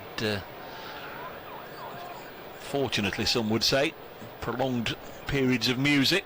Don't have the fireworks here anymore, which also plenty will be pleased about. Mullaney does get this one for a single. Brooks partially stopped it, but a single taken. 108 for 4. I think he's done pretty well to get a hand on that. Dive into his left. It's come at him at some speed. Henry Brooks and Warwickshire have they had a bit, as we say, bit of a sloppy start, but they've really sorted their fielding out in the last 10 overs or so, and they've saved a lot of runs. Top of the group, I thought in all probability Lancashire might romp away with the North group this time round, but it's been the Bears. 9 wins, 3 defeats, as Moores goes hard, but too hard and too high. Now it's dropped. Oh my word, that is Lintott out there on the Fox Road boundary, and he's spilt a dolly. It's gone over the ropes. They're just discussing whether it's 4 or 6. It should have been absolutely Tom Moores out. He's cut it away on the offside, and the ball has come down very close to the rope. Again, they're checking. I think they've only given it as a 4, but Tom Moores won't mind if it's a dot, because he's got a life there. That should have been gobbled up all day long. There's Hannon Dolby. We'll get Grace's thoughts after this delivery. Bowls now, slower ball, which Moores rolls onto the leg side for a single. 113 for 4. Doesn't want to watch that replay, does he, Jake Lintott? I mean, it went straight to him. I don't know if, he can't use the excuse that he can't see it out the white seats, because it's pretty much full over there in the Smith Cooper stand. It just looked like he was a bit casual on it, to be honest, and he's not only dropped it, but he's palmed it over for 4, so not great out there on the boundary, just as I'd been complimenting the Warwickshire fielding. Could be quite a big wicket if Tom Moores kicks on here. Looks like we will be seeing Glenn Maxwell to bowl his second over, is it, Dave? Yeah, his first went for 6. The Bears have used 6 bowlers so far. Nobody's bowled out up to this point. Maxwell round the wicket. Oh, and Tom Moores really threw everything at that. A real kitchen sinker from Moores, trying to smash it in the direction of long on. Missed it, goes through into the gloves of Davis. 113 for 4. Next one he does get hold of, but not as far as he was hoping to hit it, and Lintott this time on the bounce does the fielding, to somewhat ironic applause from the Outlaws supporters. Yeah, he's done well there. Pressure was on. He's taken it pretty well as well. No hesitance, and just obviously forgot his previous mistake, which is good. Alan Dolby won't have been too thrilled. Would have been his first wicket. As it is, he's got figures of 3 overs, none for 28. Next one's cut away by Mullaney for a single. 115 for 4 here. These overs are being whittled away fairly quickly by the Birmingham Bears bowlers. Only 5 overs left after this one. You wonder where the impetus, where the increase in acceleration is going to come from. Tom Moore's hit this one straight up in the air. This might be the end of him. No, it's just fallen between Maxwell and Bethel. And Moores has had his second slice of good fortune within the space of about 5 deliveries. Yeah, that's two poor shots that probably should have been out. I mean, he's been lucky twice here, so he really has to push on now, Tom Moores. It's gone to 28, 116 for 4, 2 balls left in the 15th. There's Maxwell off about 2 paces, and Stephen Mullaney can just help it out as far as Jacob Bethel at deep mid-wicket. Left-handed lob in from Bethel. 117 for 4. Maxwell to conclude the over to Moores. Will he look to go big, or not to just play it? Well, he has gone big, this time through the offside. That's a nice shot. That is 6 runs. There's no messing about with that one. Moores has got hold of one, and he's gone on to 34 from just 24. Big 6, and it's 123 for 4. Yeah, that was a brilliant shot, just nicely timed over extra cover, and it's a fairly long boundary out to that offside for the left-handed Tom Moores, and it's just a great shot, Colin, wasn't it? It was a great shot. Thank you, Grace. David forgotten. Yeah. Or maybe he was just trying to pinch the extra ball back off me. He went through so quickly, those 5 overs, though, didn't they? Maxwell doesn't waste any time at all. Need a big 5. Here's Colin Freight. Yes, thank you very much. 123 for 4. 5 overs to come. The clouds gathering all around Trent Bridge. I've just checked the app again. It says no rain expected.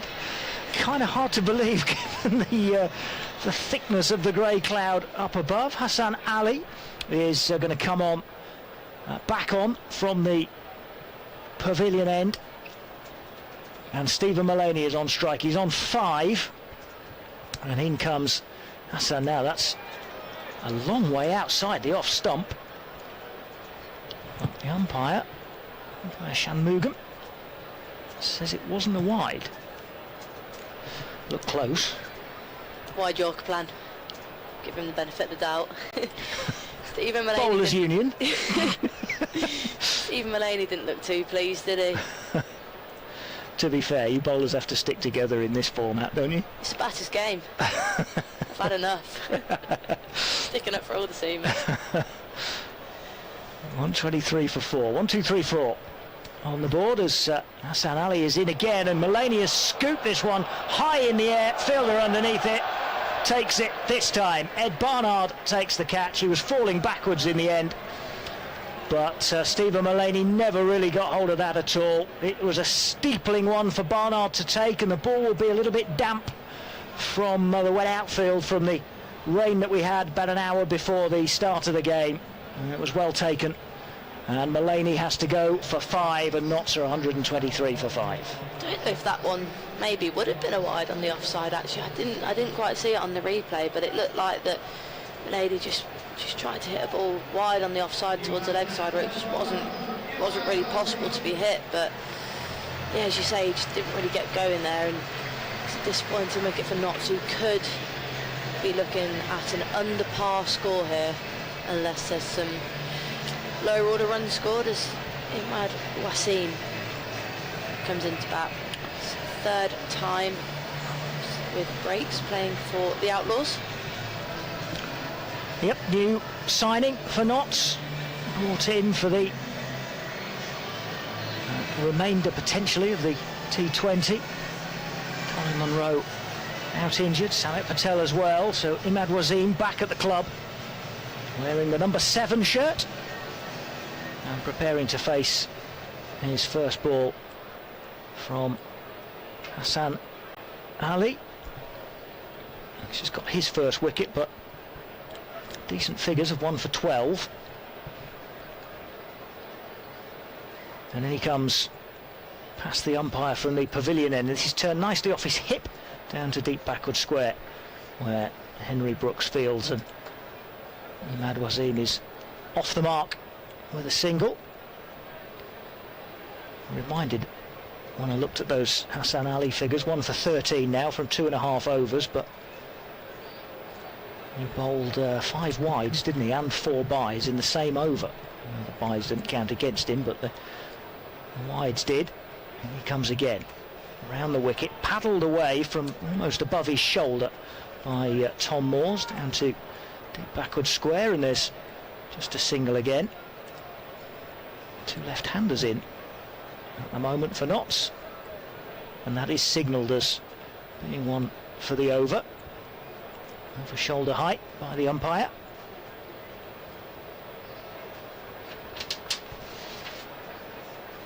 Moores has 35 from 25.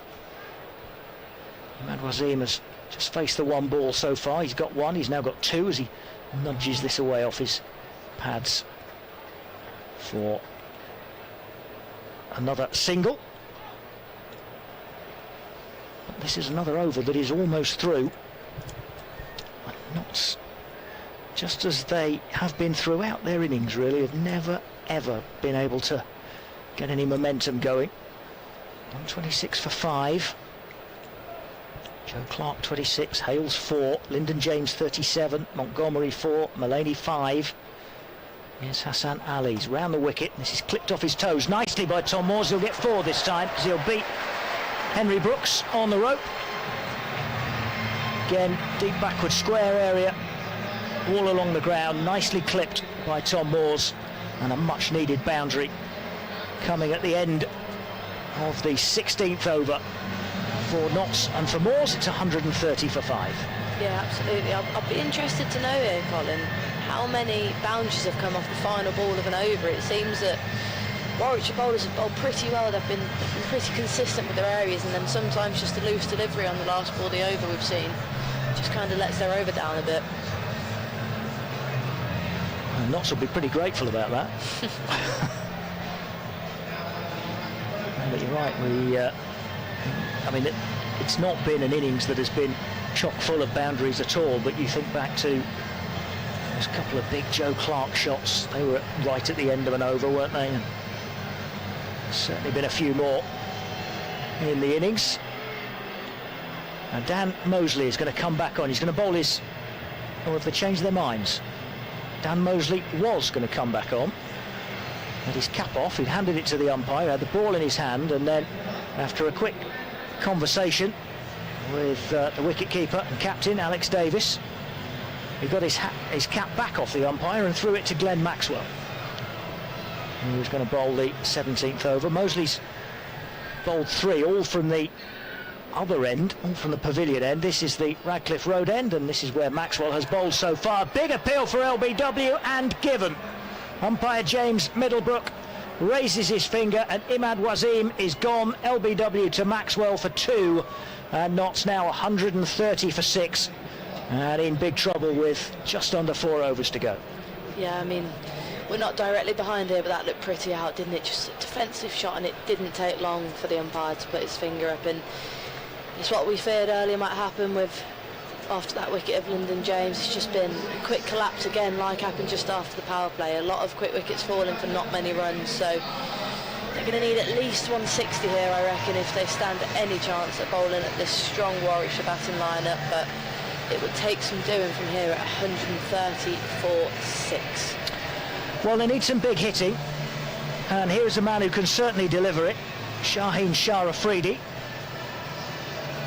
Very much brought to the club for the other format, for the bowling rather than the batting, but he can certainly club it. And if he gets in the groove, he can accelerate that scoreboard pretty rapidly over the last 4 overs. I would just stress that nobody else has been able to yet in the green and gold tonight. Certainly not on a consistent basis. Tom Moores has 39. He is now the leading scorer. He's had a couple of lives. Really should have been caught by Lintott, then got one that somehow managed to drop safe. Here is Maxwell to bowl to Afridi, who plays him away down the pitch for a comfortable trotted single as Bethel fields.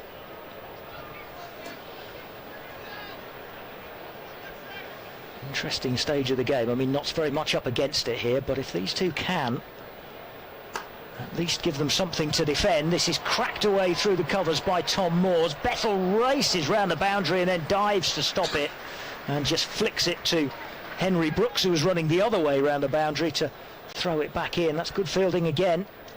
It's been a right old mixture, hasn't it, from Birmingham tonight? Yeah, Jacob Bethel's just been fantastic, hasn't he? I think he's only 19 years of age. He's been fielding out in the deep, and we saw him take that spectacular catch a couple of games ago as well, and he's just been brilliant. He's so quick to the ball and makes so much ground. Maxwell in again. This is down the leg side, but not given as a wide. Moores on 41. Maxwell again. Moores has just given himself a bit of room to punch this away up towards long on, but it is straight to the fielder, Mosley. So it's only a single. Moores looks as if he's in conversation with James Middlebrook, having come up to the non-striker's end. Maybe about that previous delivery. Expecting a wide, but not given. Maxwell into Afridi, who's down on one knee to try and go for the big shot, and in he's gone. As it's a very good catch taken by Dan Mosley, running in from the boundary, and he had a long way to run as well. I think they were just checking and whether or not it had quite carried, but Mosley said and always felt that he had got to it. Shaheen Shah Afridi just stood there for a second just to make absolutely sure, but he has to go for one, and it's 134 for 7. It's a good piece of fielding, to be fair, for Mosley. It didn't get hold of it at all well, having gone down on one knee for the big pull shot, and it looked like it was going to fall short, but actually he's run in, 20 yards from the boundary rope and then dived forward to take the catch, and having seen a replay of it, he took it comfortably as well. Yeah, very impressive bit of fielding, as you say, from Mosley. Good bit of communication. I'm not sure which of the Bears players it was, just screamed in at him, just making sure it was, he got in, because as you say, he had to come in a long way off the boundary, and I think why it looked like it might not have been out at first is because he got up and went to throw it. He didn't celebrate straight away, he got up and went to throw it. I'm not too sure why he did that, Dan Mosley, but yeah, another very neat bit of fielding, and looks like Tom Moores is going to have to maybe nurse a strike a little bit here and try and get a few runs off this last few overs. Matt Carter is the new batsman, but it was the end of the over. Jake Lintott is coming on to bowl his fourth over, his final over. That'll be from the Pavilion end. He's bowled his others from the Radcliffe Road end, and he's bowling to Tom Moores, and that is a long way outside the leg stump and is given as a wide. So 135 for 7. 3 overs to come. And this next one is pulled away by Moores up towards long on for a single. Matt Carter, as I say, the new batsman. Ollie Stone and Jake Ball to come. 4 knots. 136 for 7. At this stage doesn't look enough. In comes Lintott. Carter gives this a crack down the pitch, and again they'll get a single as the fielding's done at the far end of the ground. I think that's Bethel again. It's been everywhere, Jacob. Ball's followed him around tonight. Moore's on 43. And Lintott gives this one a lot of flight, a lot of air, and Moores plays and misses, and it's a dot ball as it somehow misses everything. and actually needs the man. Only Hannon Dolby coming in from short third to field. Lintott again. Into Moores, who's down the pitch and has caught this one. That's gone big down the ground, and 6 for Tom Moores. Beaten and bamboozled by the previous delivery, but he's got hold of that and driven it straight back over the bowler's head and just down the gap between the pavilion seats and the Hound Road stand for 6. 143 for 7, and Moores on to 49. Yeah, fantastic shot. Got right to the pitch of it after maybe just being done by the turn the ball before, and yeah, it brings him on to 49 off just 32 deliveries. Here's Lintott again.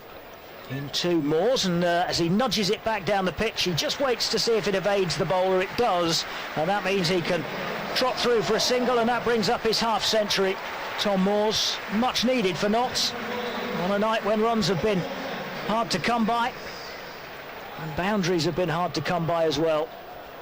But he's got it from 33 balls, and Notts are 144 for 7 with 1 ball to come from Jake Lintott, who's 3 for 27 as Matt Carter plays this into the ground as a attempted stumping as Alex Davis tries to get hold of it. He runs into the batsman. He was well in his ground all the time as well. They both looked a bit off balance, and it's a dot ball at the end of the over, and it's 144 for 7. And well bowled, Jake Lintott. Yeah, Lintott's bowled well there, as we said.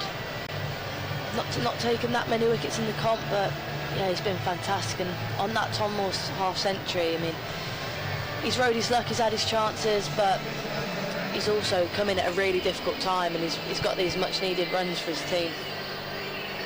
Well, thanks to Mr. Bracegirdle for the stat. It's his first T20 50 since September 2020, when he got 51 at Leicester in the behind closed doors season.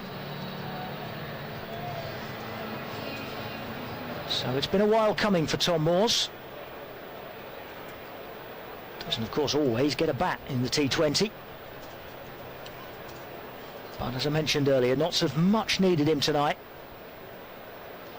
50 very valuable runs out of 144 for 7. Ollie Hannon Dolby to continue from the Radcliffe Road end. Yorker just about blocked away by Moores and a dot ball. 11 balls to come. Notts 144 for 7. Have managed to just get that run rate nudged up over the last few overs. 6 in the previous one, of course, from Tom Moores certainly helped.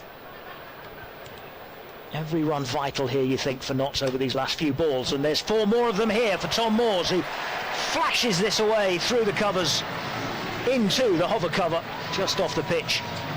That's another fine shot from Moores on the offside for 4 more. Yeah, impressive from Moores. Hannon Dolby hasn't missed that Yorker length by much, but he just got his, clearly knew where the ball was going and where Hannon Dolby was trying to bowl it, and just got his hand through it really well and found that cover gap again. I think that's something that Moore's done really well today. He's just managed to pick the gap when they've got a couple of fielders out. Just found the middle of them very well. So little change. It's just bringing the man at deep backward point round a little bit further. Hannon Dolby here as he comes in and bowls, and this one's hoyed over mid-wicket for 6 by Moores. A crunching blow over what is a pretty long boundary down in front of the scoreboard near the Fox Road stand, but he's hammered that away for another maximum, and that's 10 off the over so far, and Notts above 150.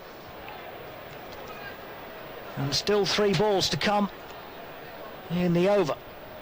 Moores is on to 60. Hannon Dolby bowls to him again. Moores plays him back down the pitch this time. He's got enough on that for another 6. Straight 6 from Moores. And this is great stuff from the Notts wicketkeeper batsman. And he is giving his chance aside. He is really helping his bowlers out here because he's giving them a total to defend. Yeah, absolutely. This is just fantastic. That stuff from Tom Moores is coming up to striking it near that 180, 190 mark, if my maths is correct, and it's It's been an expensive spell for Ollie Hannon-Dolby. And 0 for 44 for Hannon-Dolby. 2 balls to come. Full toss outside the off stump, but he gets away with it. It's missed by Moores. And it is from Hannon-Dolby's point of view, a much needed dot ball. Just temporarily at least, just takes away the little bit of momentum, the buzz around the ground. 160 for 7.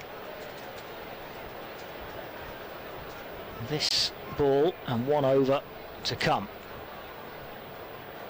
Ollie Hannon-Dolby is in again. Wide outside the off stump. Moores reaches out to it. And it is fielded at backward point just about by Henry Brooks. It's more good work in the end. He had to run and dive, and then he sort of juggled it a bit, didn't really know where it was on the ground next to him, hurled it in, and they get a couple of runs. 68 for Moores, 162 for 7 with 6 balls to come, and if they can have a good over here off Hassan Ali, they'll feel they're well within a chance here, Notts.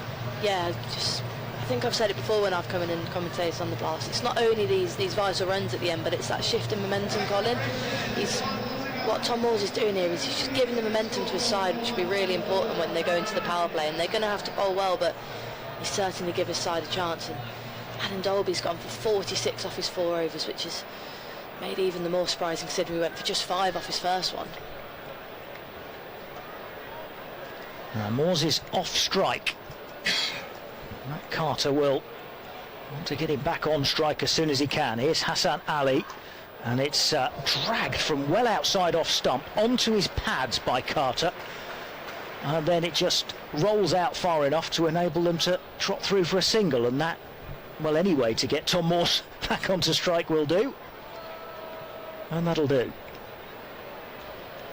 Where do you think he's going to go here, Colin? Got deep cover, and then the 4 out on the leg side, is it? Yes. I reckon he'll back himself to clear any of them, to be honest. Yeah. I mean, what he's like so far tonight is straight, isn't it? I mean, he's liked a lot of things, but big shots have been straight. Hassan Ali is in to bowl to him, and he's hit it straight down the ground for 4. Races away, clubbed away again by Moores, and he's on to 72. Great prediction. Smashed it. That won't happen very often. I'm going to quit while I'm ahead, and I'm not predicting where he's going with this next one. 167 for 7. Good runs from Notts. Here's Hassan Ali again, and this is pulled away. It was a shorter ball, and he's dropped it just short of Henry Brooks. Just for a second I thought he might have picked out Brooks. Just wonder if Moores took a little bit off that, maybe deliberately so, thinking this is going to go straight to Henry Brooks. Takes him off strike, gets a single. 73's on. 168 for 7 with 3 balls to come. Hassan Ali in again to Matt Carter this time. Yorker length, he's appealing for LBW, and he's given. Carter is gone, and he jogs his way back to the pavilion. Moores looks crestfallen because he'd run for a leg by to try and get the strike, but he's going to have to go back to the non-striker's end. Carter is gone for 2 LBW to Hassan Ali. 168 for 8, and importantly it keeps Moores off strike. Yeah, definitely. It's not the easiest time for Jake Ball to come in. I mean, he's facing very impressive bowling of Ali, and he's basically just got to try and send it over the ropes, hasn't he? I mean, 168 for 8, so definitely given themselves a chance, thanks mainly to Tom Moores. But if Jake Ball can just get anything here and just get a couple away, or at least get Tom Moores onto strike and get them over that 170 mark, they'll be in with a chance here, the Outlaws. I think it's Ollie Stone. I think they've put Ollie Stone in ahead of Jake Ball. So it is he who is, well, there's 2 balls to come. Field is changing again. Bring a man up into extra cover. Yorker length again from Hassan Ali. They're going to run for a single. They're going to try to run for a single. And he's comfortably run out as the bowler does his own fielding. Takes his time, Hassan Ali, just to make sure he was going to hit the stumps. And Stone is run out off the first ball. But it means that for the last ball of the innings, he's given Tom Moores the strike. Sacrificed his wicket, really. Yeah, a worthwhile one. They have this rule in the 100, don't they, that the new batter's always on strike with the run out, but I don't think that's been implemented into the T20 Blast. No, you can see that it hasn't, with Tom Moores going down to face the last ball. Let's see if he can produce a bit more magic. So 168 for 9. Stone and Carter both going in this final over, but Tom Moores, one way or another, has got the strike for the last ball. Hassan Ali is in around the wicket and he's bowled in. Moores is gone, Notts are bowled out. Hassan Ali takes 3 and he gives Tom Moores a send-off as well. And he's glaring at Tom Moores as he makes his way off the field. Moores 73, but he doesn't have not out to his name. Hassan Ali gets his wicket with the last ball and Notts are all out for 168 off the last ball of the 20 overs. But a very fine knock from Tom Moores. He faced 42 balls, 6 fours and 4 sixes for his 73, and those runs could, Grace Ballinger, be absolutely vital for Notts. It certainly put them in the game. Yeah, absolutely. I mean, they've got a pretty strong bowling attack, Notts, and I think they'd be backing themselves at half-time to defend a total of 168, but on the flip side of that, you look down the strength of the Warwickshire batting ordering, there's some real class in there, isn't there? There's the experience of the likes of Maxwell, then there's also the young guns like Dan Mosley that have come in and really impressed. So I'd say it's pretty much in the balance at half-time, but it'll be interesting to see how the power play goes into the second innings. The fact that it's in the balance, though, is credit, isn't it, to Moores, because with, 5 overs to go, they were 130 for 5 and looking as if they were going to scrap their way around the maybe 145, 150 mark, given the way it was going. And at least they've given themselves something to come out and bowl with. Absolutely, yeah, he was really impressive, and as we said before, he came in at a really difficult time after Notts were 14 for 2 after 3 overs following the power play. But he's come in and he's rode his luck a little bit. I wonder if Jake Lintott, how much he'll be regretting that drop catch. So it was pretty costly in the end, but yeah, he just took on Hannon Dolby and a couple of other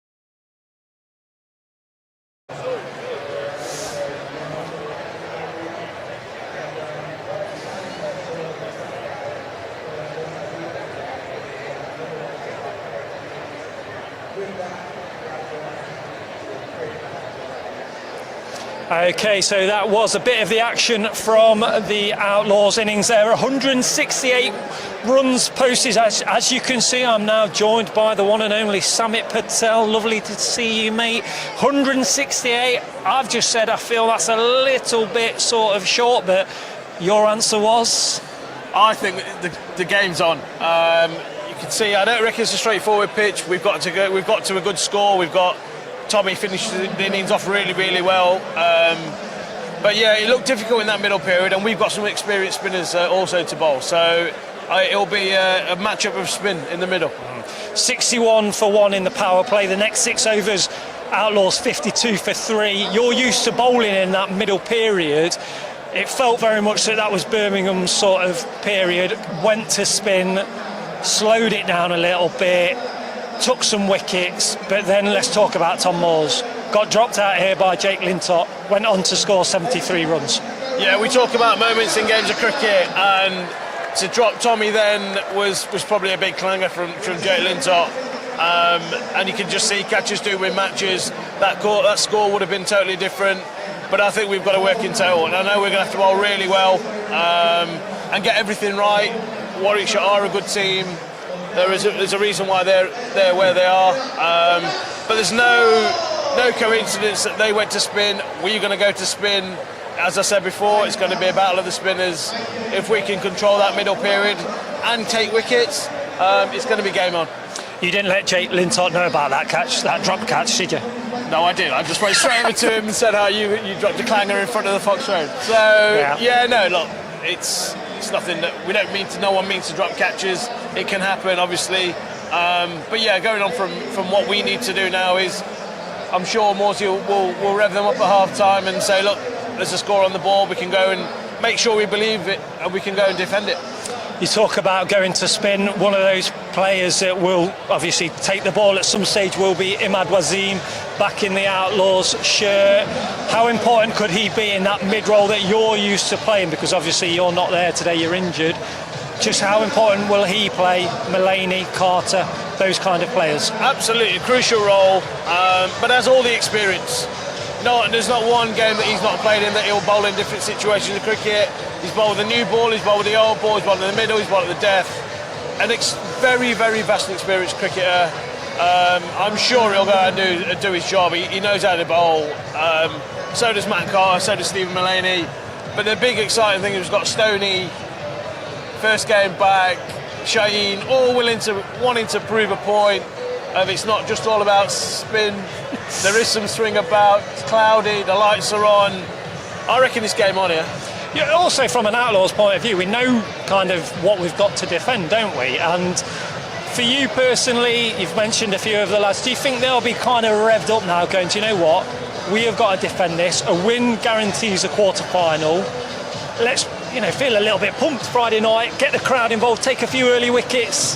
If I was in that dressing room right now, I'm getting really excited, because that's exactly what I'd be saying. I'd be saying, we've got the all they've got to get them, and let's make it really hard for them to get them. Like we did at Grace Road, we didn't get a particularly good score at Grace Road, but we knew what the wicket was like, and we bowled bloody well there. And we know we've got the experience, especially on our own patch. 168. If that doesn't excite us, see what the carrot is, and I don't eat a lot of carrots, but hey.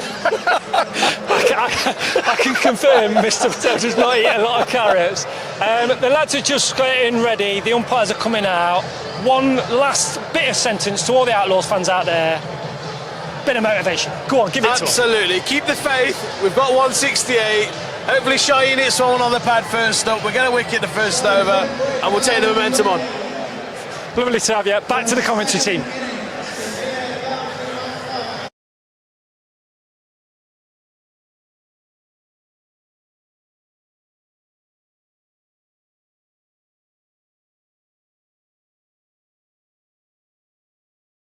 Ball style, whatever you want to call it, in the Test match, but England are not in a terrific position at the moment after the first 3 days of that test match with the Australians. 221 ahead when they resume tomorrow. They're going to add some extra overs on tomorrow in the day as well, just to make up for some of the lost time today with the enforced early finish due to the rain. Pleased to say the rain has stayed away from here at Trent Bridge, and it meant we had an uninterrupted first innings.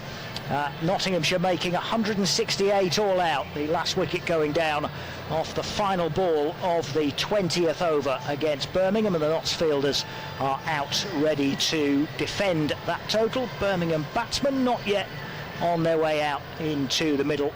They will be chasing 169 to win the game here.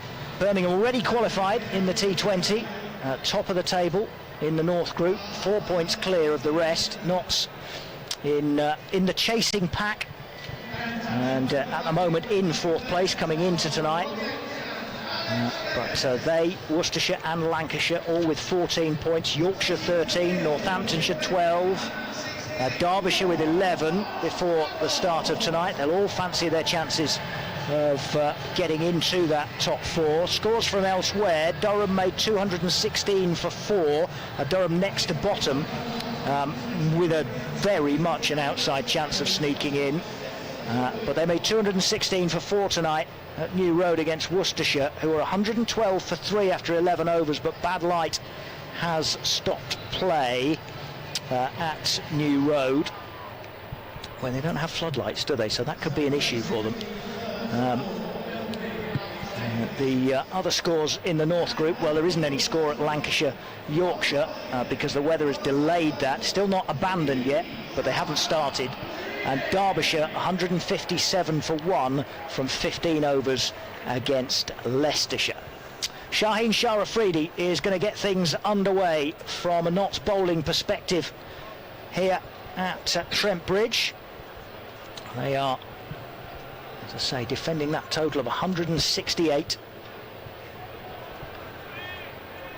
And it is the captain, Alex Davis, who is going to face the first ball. Rob Yates is the other opening bat for Birmingham. Here is Shaheen Shah Afridi from the pavilion end, and he's told halfway through his run-up that he has to stop. And I think there was a bit of movement behind the bowler's arm.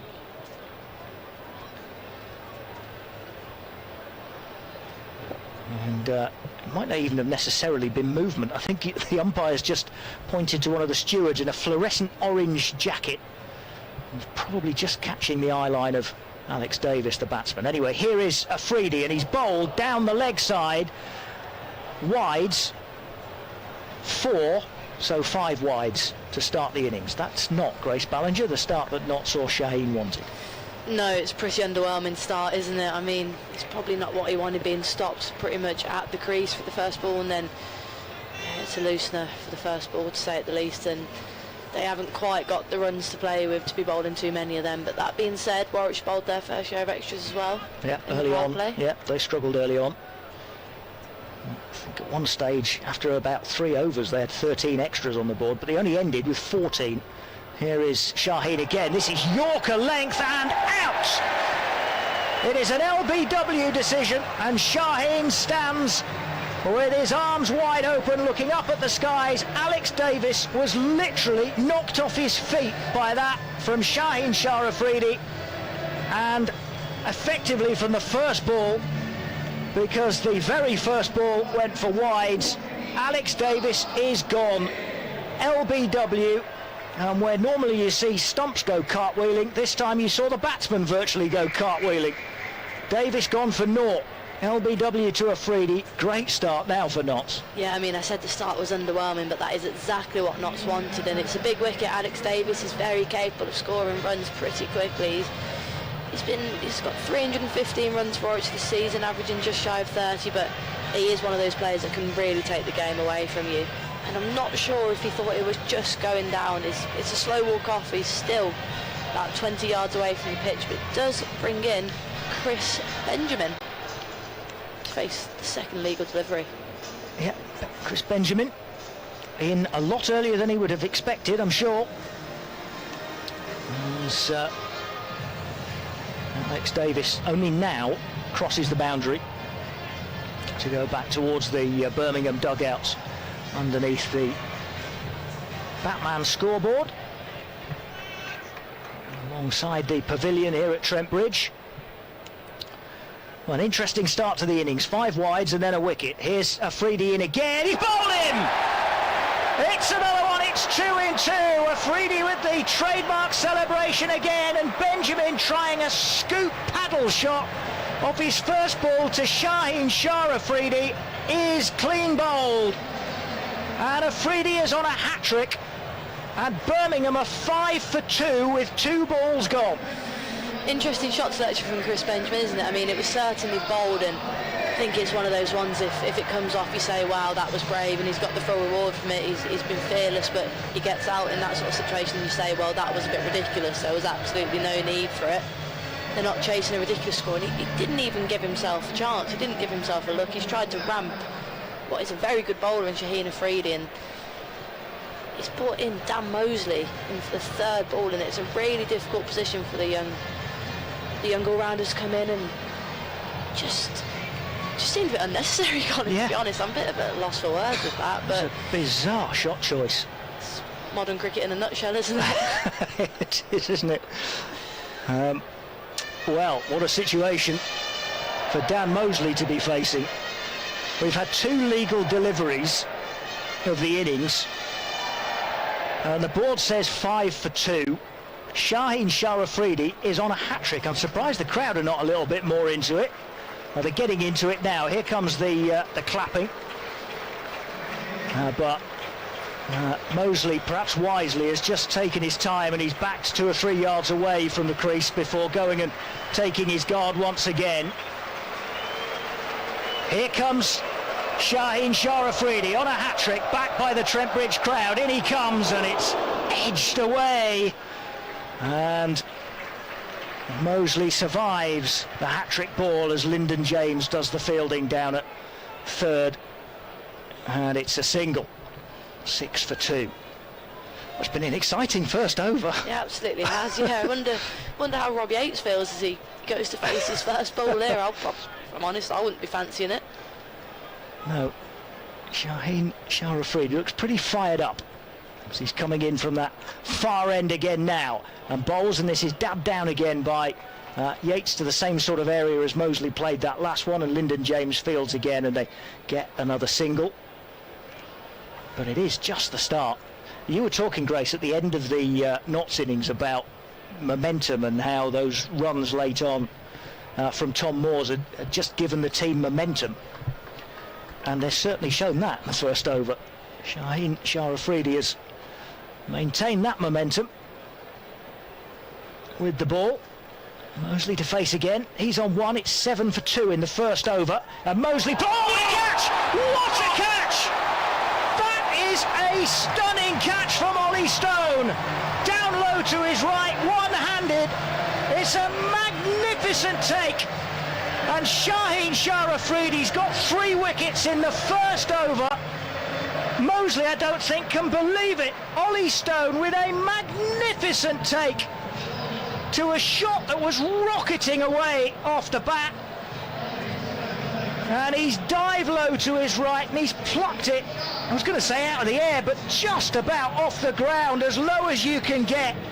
Magnificent catch, and Birmingham are 7 for 3 in the first over. Yeah, that was absolutely outrageous, wasn't it? I mean, I thought Mosley timed it well. He's got forward to it, and I thought he was racing away for 4, and that's seriously impressive from Ollie Stone on his first game back from injury. It's been hit hard at him, and I don't know how he's managed to get his hand under it, but it's absolutely unbelievable stuff. And Notts are certainly fired up. Trent Bridge are fired up here on this Friday night, and Warwickshire, top of the table of the North Group, are 7 for 3 off just 5 deliveries.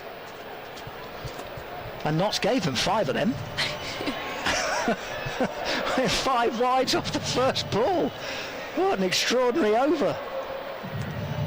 Still in the first over of this innings. Notts and Shaheen Shah Afridi absolutely bouncing. What a catch as well from Stone. We've just about seen everything that is the best of Notts as a fielding bowling team in the space of the first 5 balls of this. Extraordinary start. And the crowd right behind Afridi again as he's coming in to bowl to Ed Barnard. In comes Afridi. Bowling! Unbelievable stuff! 4 wickets in the first over. Barnard goes for a golden duck. And Afridi races away down towards the Radcliffe Road stand, and the players, the rest of the fielders, chase after him to celebrate. This is just unbelievable. What a start. Afridi has 4 in the first over. Barnard trudges back. Birmingham are 7 for 4. It's getting silly now, isn't it, really, Colin? He's taken off stump out the ground. We've absolutely seen it all, and it's another one has to go. That's 4 ducks in the first over for Warwickshire, and I don't know what they can say, really, but it might be early to say, but Notts have absolutely taken the game away from them in just 1 over, and it's just how quickly things can change in T20 cricket. I mean, this is an extreme case of it, isn't it? But it's absolutely ridiculous, and now we'll be seeing Ollie Stone. Yeah, Ollie Stone will come in. 4 for 7 from 1 over. Just incredible figures. And I'll just throw in again that 5 of those were wides from the loosener on the opening ball. Just extraordinary stuff. And I know that's why Notts have signed him, and he's one of the best T20 bowlers in the world. We've just seen why.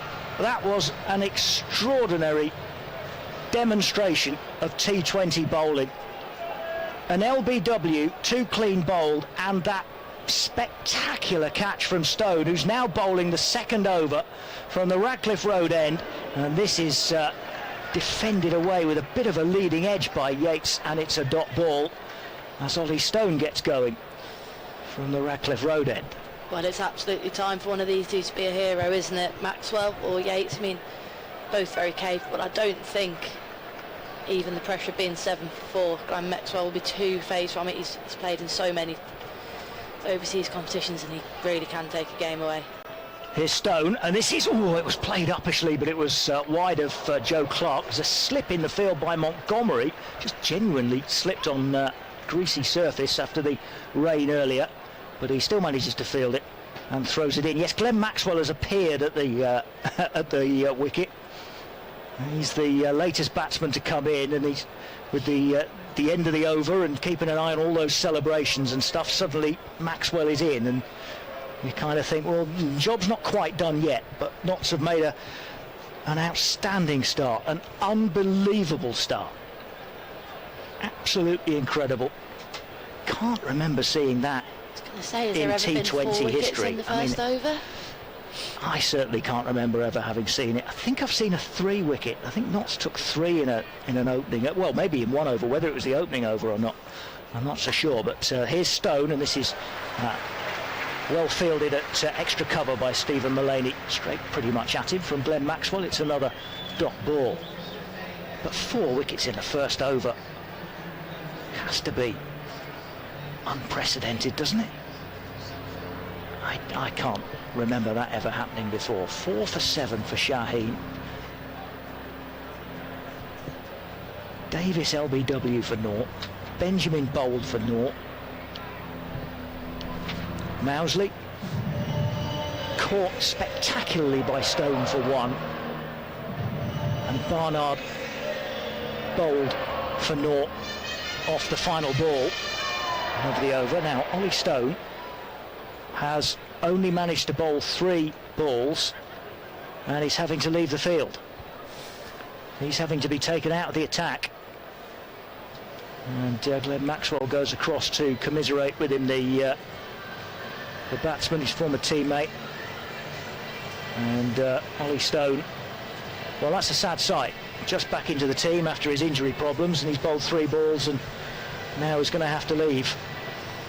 Yeah, it's really sad to see, actually, isn't it? I mean, we're all aware Ollie Stone's had a lot of injury problems, and the start his side, it'd be so buzzing to take that catch, and to be going on in what's looking like a brilliant innings for the Outlaws, and he's had to come off after bowling just 3 balls. It's a real shame to see, and Just hope it's nothing too serious, but sense that it's not looking too good for Ollie Stone, unfortunately. His head's very much down, isn't it, as he trudges back up the pavilion steps. Lyndon James has been thrown the ball to finish the second over, which we're 3 balls into. I think I saw Calvin Harrison come on into the field. He's out down at deep backward square as the substitute fielder.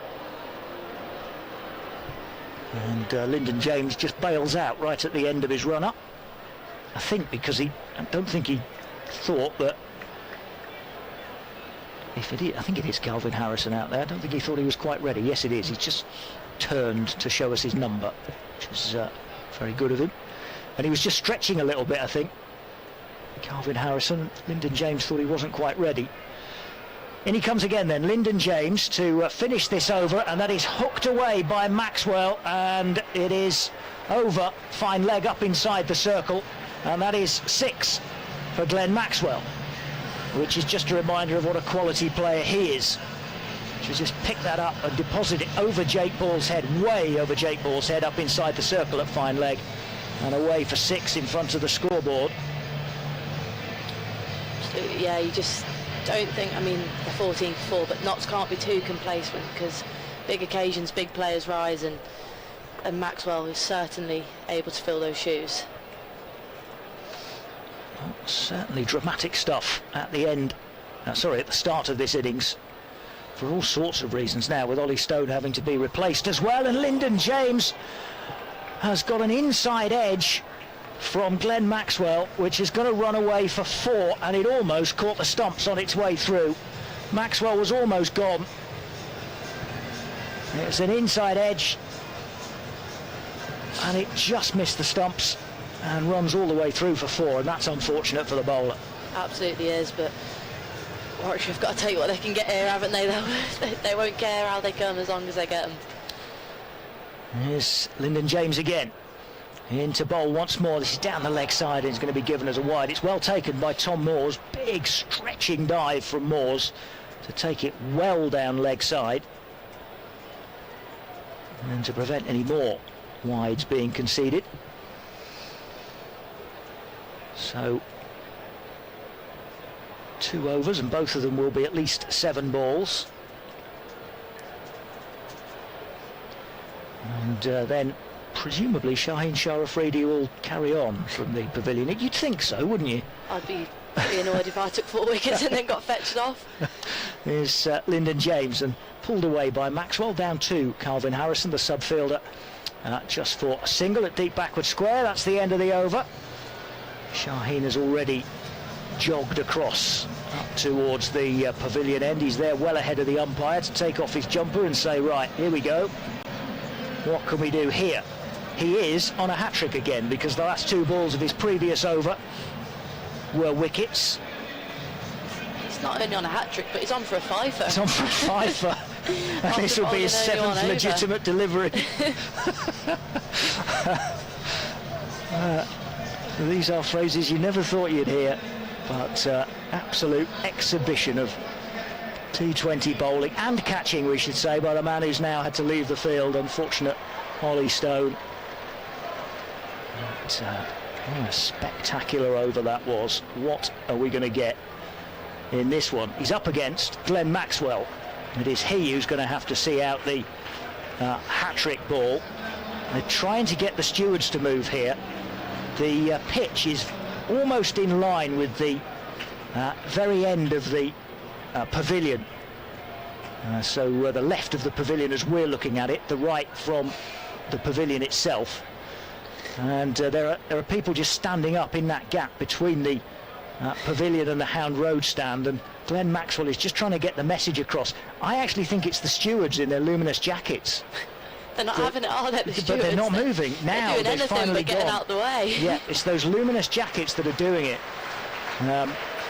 Here's Shaheen Shah Afridi, starting his 2nd over to Glenn Maxwell. Bowls, and it's just edged away. And that has gone through Jake Ball, who was up inside the circle, and it's injured Jake Ball. It's fielded by Lyndon James, and they just go through for a single. I think that maybe just caught Jake Ball on the end of a finger, something like that. He certainly felt it. Stayed down for a little while on his haunches, but he's okay again. Well, he's moving around again, and he's gone to take up a different position. You've got to do that when you misfield it as well. Fine leg. You? Yeah. Oh, that hurt. Yeah. Here's Shaheen Shah Afridi into Yates. Oh, he's bowled down the leg side. It's a wide, and then it's missed by Tom Moores, or slightly misfielded by Tom Moores. And they'll run through for one to get an extra wide. We're not seeing much orthodox cricket here in these opening couple of overs, are we? It's full of drama. A very weird start. Absolutely everything going on. We would struggle to match the drama of that first over again. 5 wides from the first ball, and then 7 for 4 at the end of it. So effectively, from the legitimate deliveries, 2 for 4.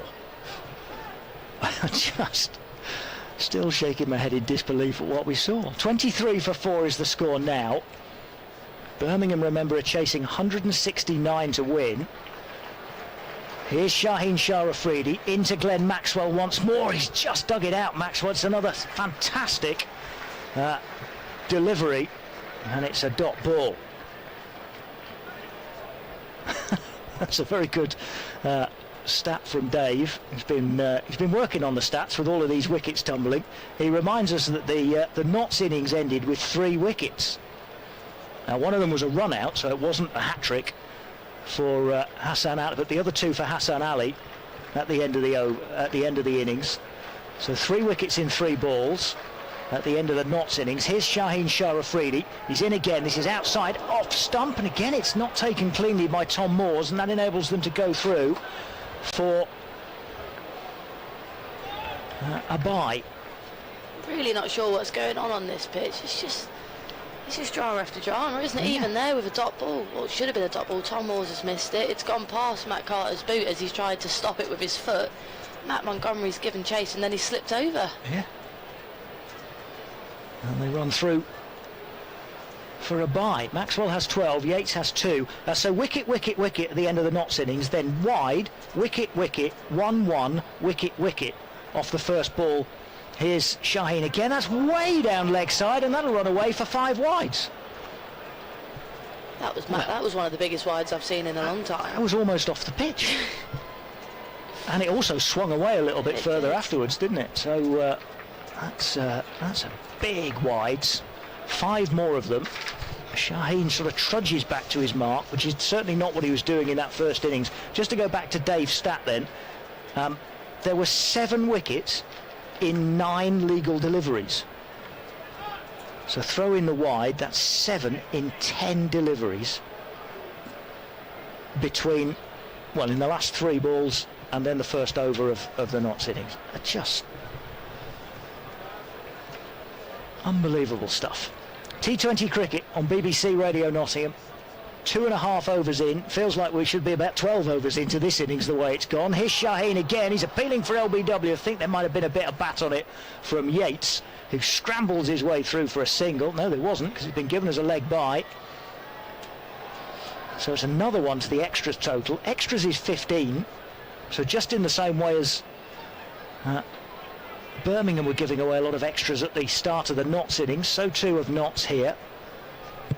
15 extras, the top scorer. Maxwell has 12. Nobody else has got above 2 so far. It's 30 for 4. And Maxwell is on strike again. Here's Shaheen. This is up in the air. It's a steepling one. Will it go safe? Jake Ball underneath it, trying to get to it, couldn't. And Glenn Maxwell gets away with one, and Shaheen Shah Afridi looks skywards in disgust. Not at Jake Ball, I don't think he could do anything about it, but just at the luck that Glenn Maxwell had for that to drop safe. No, I think you're right. I don't think Jake Ball could have got there despite a pretty decent effort to do so, and I think everyone just got all a bit excited there, but don't want to get too complacent here, Notts. So just have a little look at the run rate, and it's below 8. So it's very doable. Yeah, wickets might be their problem, but here's Shaheen. That's outside off stump and not given as a wide. That is a dot ball, the end of the over. only 3 overs have gone. It's 32 for 4. Maxwell on 14, Yates has 2, extras 15, and all of those wickets coming in the first over. Davis, LBW for 0, Benjamin bowled for 0, Mosley saw off the hat-trick ball, but then was caught for 1 spectacularly by Ollie Stone, and then Barnard gone first ball, bowled again by Afridi. All right, who's going to come on at this Radcliffe Road on? Matt Carter. After the first over, saw Ollie Stone only bowl 3 balls, and then Lyndon James have to take over. Carter sees his first ball played out square onto the offside, and it is a dot ball.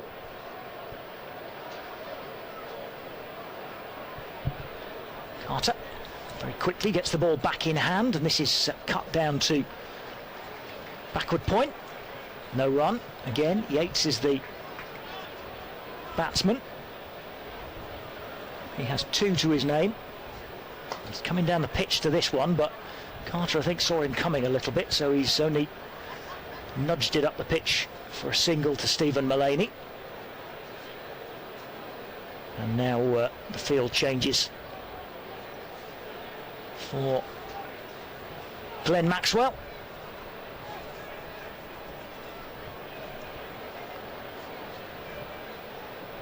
Who has 14 to his name. The cloud has lifted a little bit. There's still some very dark stuff away to our right. That's down the leg side and a wide from Carter. So the trend continues. Every over so far has been more than 6 balls. Yeah, just over the roof of County Hall, away to our right. It looks very, very dark. Here's Carter in again, and this is just paddled away by Maxwell onto the onside. Calvin Harrison on as a substitute fielder for Ollie Stone, runs around and fields. And they change around again with the left-hand, right-hand combination of batsmen. Carter bowls to Yates, who drives him back down the pitch, straight back down the pitch, and that will be 4 for Yates. And Birmingham starting to recover after the shell shock of the first over, which they ended 7 for 4. They're now 39 for 4. Somehow these two have built up a partnership of 32. I looked at the scoreboard almost in disbelief at how that is even possible, but good shot from Yates. Carter into Yates again. He's played this over mid-wicket, and it's gone all the way. That is 6. Just waited for it to come onto him and then timed it very well indeed, did Yates. He moves on to 13. Birmingham are starting to get going now. 45 for 4. It's an expensive first over from Matt Carter. 13 coming from it. And we're 4 overs in, and they are below 8 and over on the run rate required score now. 7 3/4 and over.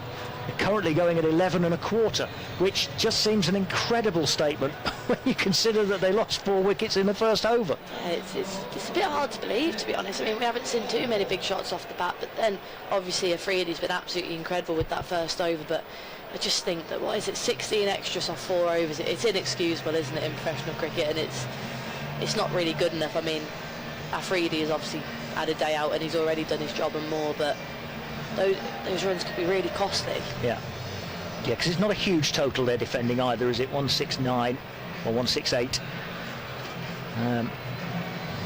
Now Jake Ball is coming on to bowl, but just before he did, he's had some running repairs, I guess, to the finger that he damaged on the slight misfield a couple of overs ago. So he's had some running repairs on that, but he's still going to bowl this next over. Glenn Maxwell has now removed his jumper, so he needed somebody to come out into the middle to come and collect that. Means business if the jumper's off. Yeah. That means he's got warmed up now. Yeah. He's ready to go. It's on 15 from 10. Yates has 13 now. And Birmingham Bears are 45 for 4. They've still got 2 overs of power play cricket to come. And I repeat, it feels as if we're at 14 overs, never mind 4. So much has happened in the early stages of this. Notts 168 all out from the 20th ball. And Birmingham 45 for 4. Here is Jake Ball, and this is hooked away by Maxwell for 4. And not the start that Jake Ball would have wanted. Yeah, not a great deal from Jake Ball to start off, just a little bit too short. And the line was actually all right, but a player of Maxwell's quality is not going to miss out on a ball at that area of the pitch, and brings him on to 19. He's already scored more than he's averaging just 17 this season, Glenn Maxwell, for the Bears, just 187 runs, but this would be a really good day for him to win the game for his side.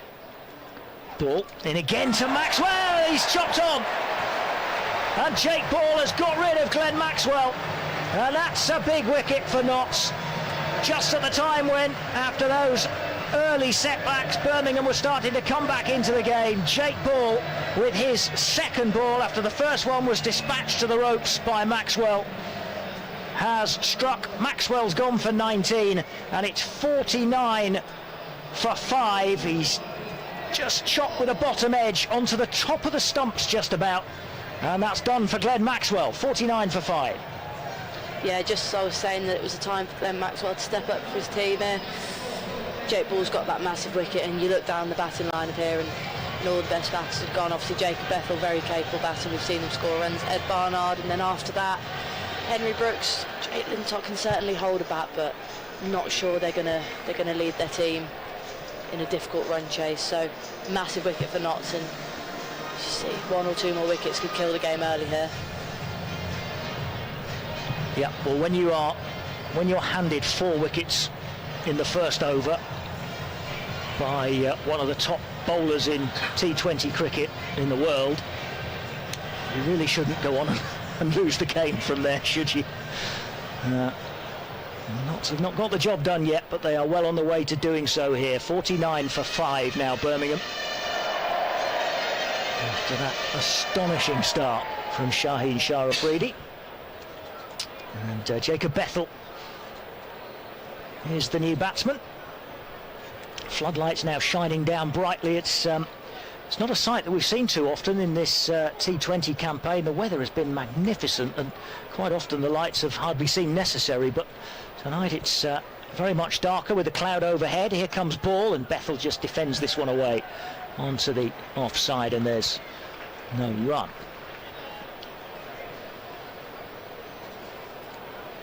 Crowd is of a good size, by no means full.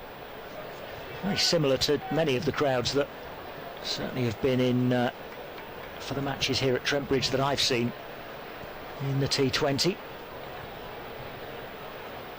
Only about 2/3 full. Here's Ball, and this is just steered off the bat down to third, where Shaheen Shah Afridi fields, and they just get a single. And as with every time we sort of talk about how many people are in the ground, we should stress that we of course are unable to see the Radcliffe Road stand itself. Here is Jake Ball at the end of his run at the pavilion end, coming in to bowl to Yates, who dabs him down towards backward point, and there's no run again. Good first over so far, this from Jake Ball. Took a wicket, 5 runs from it, and 1 ball to come.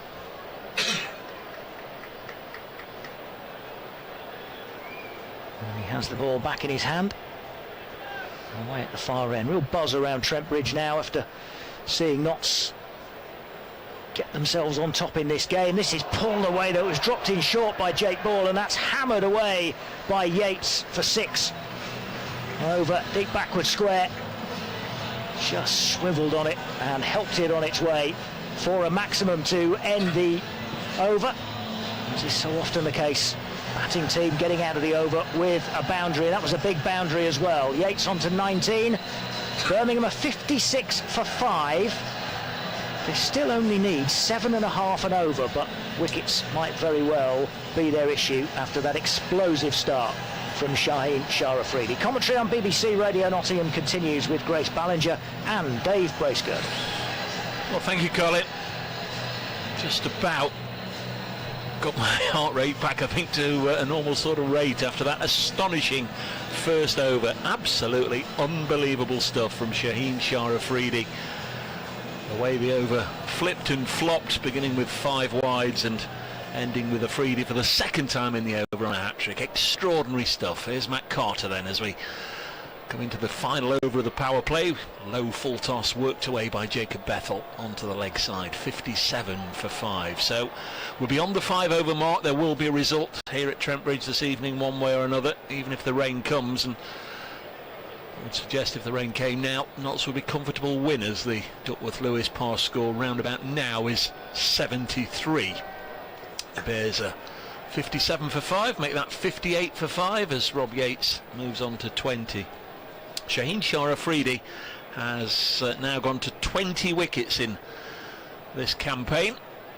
The Notts record for a season is under threat, you'd say, as a single is taken here. 59 for 5. Darren Pattinson took 23 wickets in 2011, so that stood for 12 years, but Afridi has got, well, he's got a couple of overs left in this particular match, and then Sunday, and I know they are negotiating if they get through to the quarterfinals, just hoping he'll be able to play as Yates clumps this one up to Mulaney at mid-off, and there's no run. But what an astonishing over. I was just reminded, actually, whilst I was off air there, that in his time with Middlesex, he actually got 4 wickets in 4 balls 3 years ago in the blast. 60 for 5. The rain is sweeping across the ground again. So this isn't a done conclusion that we'll get to the end naturally, as this one's dug out by Bethel into the offside. No run. Good stuff from Matt Carter. Expensive first over, much better second over at the end of the power play. Birmingham Bears 60 for 5. Grace, that looks quite heavy. It was, yeah. I mean, it was a power play full of action, and it's just incredible, really. I mean, both power plays have been pretty hectic, lots of ups and downs, but yeah, Warwickshire will do very well to get themselves out of the very deep hole that they dug themselves. Yeah, I meant the rain. If you pick it out against the black screens at the far end, the rain is sweeping across the ground. There's lots of people on the move trying to get under cover. It's almost horizontal, isn't it? Yeah, we're going to have Imad Wasim. We've not seen him bowl yet, or Stephen Mulaney. Yet Notts have already used 5 different bowlers. Don't think we'll see Ollie Stone again, which is a real shame. Nice to see Imad Wasim and those lime green cricket boots. Bowls to Rob Yates, who drives through the offside. It's gone for 4. It just seemed to be sort of a gentle push into the gap, and it's sped away for 4. That was a lovely bit of timing from Rob Yates. Absolutely, yeah. We've seen real value for shots today, just for good conventional cricket shots. We saw it from Lyndon James early on, and we've seen it from Rob Yates on a couple of occasions here, just timing it nicely and getting full reward for it. Nothing too expansive needed here. Let's just keep half an eye on that Duckworth-Lewis as Imad Wasim is in. This one's cut away. There's going to be more runs. There's going to be 4 more runs. Let's keep an eye on that Duckworth-Lewis all of a sudden. They go very quickly from 60 for 5 to 68 for 5. If they went off now, Notts would win because the Bears needed to be on 77, but a couple more deliveries with Rob Yates striking it like this, and the rain might not be the Outlaws' friend. Let's just hope it blows away, but seems to be filling in way to our right as Imad Wasim in again. Rob Yates again drives into the offside and only get a single this time. Fielded by Lyndon James. 69 for 5. Yates opened the innings. He stood watching on from the non-strikers end for much of the carnage in that first over. But since then helped Glenn Maxwell stabilise things, and now he's pushing on. He's got Jacob Bethel as his partner. The young left-hander inches his way down the track and then forces it Just wide of him, Wasim, for a single. The spinner just got a hand to it but couldn't stop it. 70 for 5. Just wondering, Dave, if this rain looks a bit heavier than it is in actuality. Wasim now to Yates. Dabs it to backward point. There's Shaheen Shah Afridi, not wearing a name or number this evening. Shaheen Shah Afridi, in his few days off, he's clearly had some of his laundry go missing. 70 for 5. He's probably given them away to his supporters, if truth be told. This one's hit into the offside and will go for 6 by Rob Yates. This game is right on a knife edge. Right on a knife edge. An expensive over from Imad Wasim, goes for 18. Beg your pardon, 16. It's 76 for 5, and the umpires are getting together. I think if they go off now, Notts win by 3 runs if there's no further play. But the umpires are going to take them off, and it is raining very heavily. Just checking. I think they're taking them off. They are indeed, which it's bad news because we want to see this go through to a natural conclusion. But Rob Yates is not happy, I don't think. 76 for 5 after 7 overs.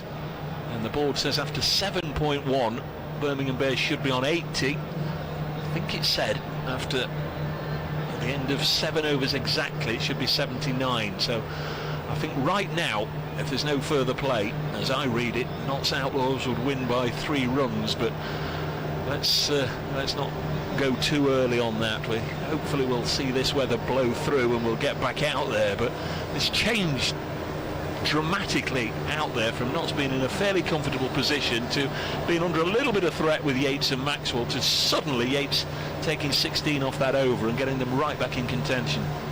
Absolutely, yeah. And when you mentioned the Duckworth-Lewis, I kind of thought, well, how is that so high when they're 5 down? But then it's easy to forget with the start that they had and the end to the innings that the Outlaws had, that the total's actually probably only around par with 168, and I reckon Warwickshire will be keen to get back out and will back themselves as long as Rob Yates is in to maybe see this over the line. Yeah, and I think you said earlier, Henry Brooks and Hassan Ali, Jake Lintott, Ollie Hannon, Dolby, they're probably not going to get you 60 or 70 off the last 4 or 5 overs in truth, but Rob Yates and Jacob Bethel certainly could. Notts need another wicket if they get out there, but the rain might just do the work for them. The players dismissed, just while we hang on for a moment, just to see if things improve in this innings quite dramatically. Alex Davis was giving out LBW. It was the second ball of Afridi's over, but it was the first legitimate ball. You've got the chance to see it again, and I had a little look. I don't think he was entirely happy with the decision. It knocked him off his feet. It was a full-pitched Yorker from Afridi. I think it was one of those that he would have referred, Grace. Yeah, I thought it was going down from the angle that I saw in the replay, and as you say, he slowly begrudgingly walked off. Yeah, I'm not too sure. I mean, it was a pretty big appeal from Afridi, but yeah, I don't think he was too pleased, and I agree that I would have got the review out if I was the batter. So I was already wondering there if I'd ever seen a game where it's 5 for 1 after 1 legal delivery, but things changed even more dramatically. Chris Benjamin bumped up the order with Sam Hain not playing, came in at 3. Heaven knows what he was trying to do, or maybe he doesn't even know what he was trying to do, but Shaheen Shah Afridi, one of the quickest in the world, and Chris Benjamin very quickly moved outside his off stump, just trying to play some elaborate scoop, and there's no real surprise that the Pakistan pace ace demolished his stumps. Yeah, I'm going to be honest. I mean, it's the way the game's going, isn't it? People are trying to play all these expansive shots, but first ball after you've just lost a wicket on the first legal delivery just seems a bit reckless, and I think he'll certainly be thinking that, and he would have been thinking that as soon as he started walking off the pitch. It's just not necessary, and it's been part of what is a really detrimental collapse for the Bears, and I think they need to take a look at that decision, to be honest. 21st year of the domestic T20 competition. Notts, I think now, are still the only side that have never had a bowler take a hat-trick in the competition. Afridi ran into bowler Dan Mosley, and again it was a bit of an anticlimax. Mosley took a single, Rob Yates got a single, that brought Mosley back onto strike for the 5th ball, and he slapped it away so hard. I was looking towards the fence and then sort of had to jerk my head back just to see the reaction of Ollie Stone. That was a catch 1 in 100. Yeah, it was absolutely unbelievable, and I think that a lot of the time when we're crediting amazing catches, they're out in the deep in the outfield, people making up a lot of distance and diving forward or diving to their right. And don't get me wrong, those are very difficult catches to take, but I think sometimes people neglect the reaction time and the distance to the ground that Ollie Stone had to get there. That was spectacular, and for me, one of the best catches of the Blast this year. Stunning. It was well, it was past him. Heaven knows how he got hold of it. More on Ollie Stone in a second. That was 7 for 3 after 5 balls, and you're thinking, crikey, that is the most amazing over we've seen for a long time, if at all. And it hadn't finished because Ed Barnard, well, he didn't see it, did he? He was bowled the perfect Yorker, and Afridi had just about gone through the full gamut of emotions and celebrations, but managed to find another one. He couldn't believe it either. No, I mean, the celebrations were great to see, weren't they? All of the Notts team just running round. I think Afridi nearly managed to get a whole lap of the pitch done. I mean, his tail was up, and rightly so. It's just spectacular. And yeah, I don't know how many times I've witnessed that before, but it's very impressive to see, and I'm sure it'll be pretty positive talk in the Notts dressing room right now. I'm sure in the interval, Glenn Maxwell wasn't down to come in at number 6 for the Bears. I just don't know how that figured itself out, but Colin made the good point. It's not over yet. Glenn Maxwell's just wandering out here amidst all the mayhem. Ollie Stone bowled the second over, only 3 balls and he had to go off. He's had a wretched time of things, not just since he came to Notts from Warwickshire, but over the last 2 or 3 years he's had pins put in his back. He's had all sorts of issues and operations. We can only wish him well. It didn't seem to be anything super dramatic that anybody in the ground would pick up on. He clearly felt a little bit of a niggle, and as a precaution maybe he's done the right thing to get off. But Lyndon James finished the over and it went 6-4 wide 1 or whatever it was, and you could tell then that Maxwell had got the bit between his teeth, so it was with some relief that Jake Ball got him out.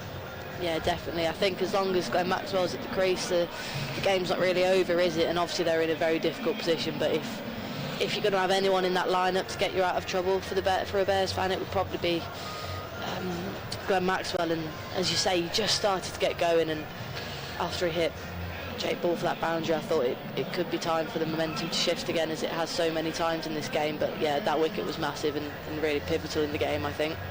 Well, sad to report, whilst I've been talking, just sort of summing up what's happened in the brief time really that Birmingham have set about trying to chase down 169. The ground staff have been out there. The hover cover was pretty much out there quick as a flash, covering the strip, but now the big tarpaulins, the big sheets are being unfurled. I'm sure we'll see the bowlers run up to the next one, and it just doesn't look very hopeful or optimistic right now. The rain is sweeping across the ground. We don't very often get sweeping driving rain here. It's just usually a gentle breeze and just blows gently across, and you hope it'll just blow away, but this isn't looking too good. The Bears, I'll remind you, was 76 for 5 after 7 overs. I think we've still got a bit of time in hand before the umpires would officially call it off, but as I saw it, Colin, just before it disappeared off the board, I think 79 was the par score at the end of the last over. Yeah, I think you're right. But we haven't had any confirmation of that, have we? Of course, because it was the end of the over, it immediately kicked over, didn't it, onto the next over, and where they needed to be for that. Thanks to Dave and to Grace for the time being. You're listening to BBC Radio Nottingham. We're just going to hang on here for a little while we wait to see whether or not we're going to get a decision from the umpires. But Brace and Grace have been talking about it. That extraordinary first over of the Notts innings, bowled by Shaheen Shah Afridi. So extraordinary that while we've got a rain break, we thought you might like to hear it again, just in case you didn't believe it the first time. So here we are from the start of the Notts innings. They've made 168 all out. Shaheen Shah Afridi to bowl the first over. Shaheen Shah Afridi is going to get things.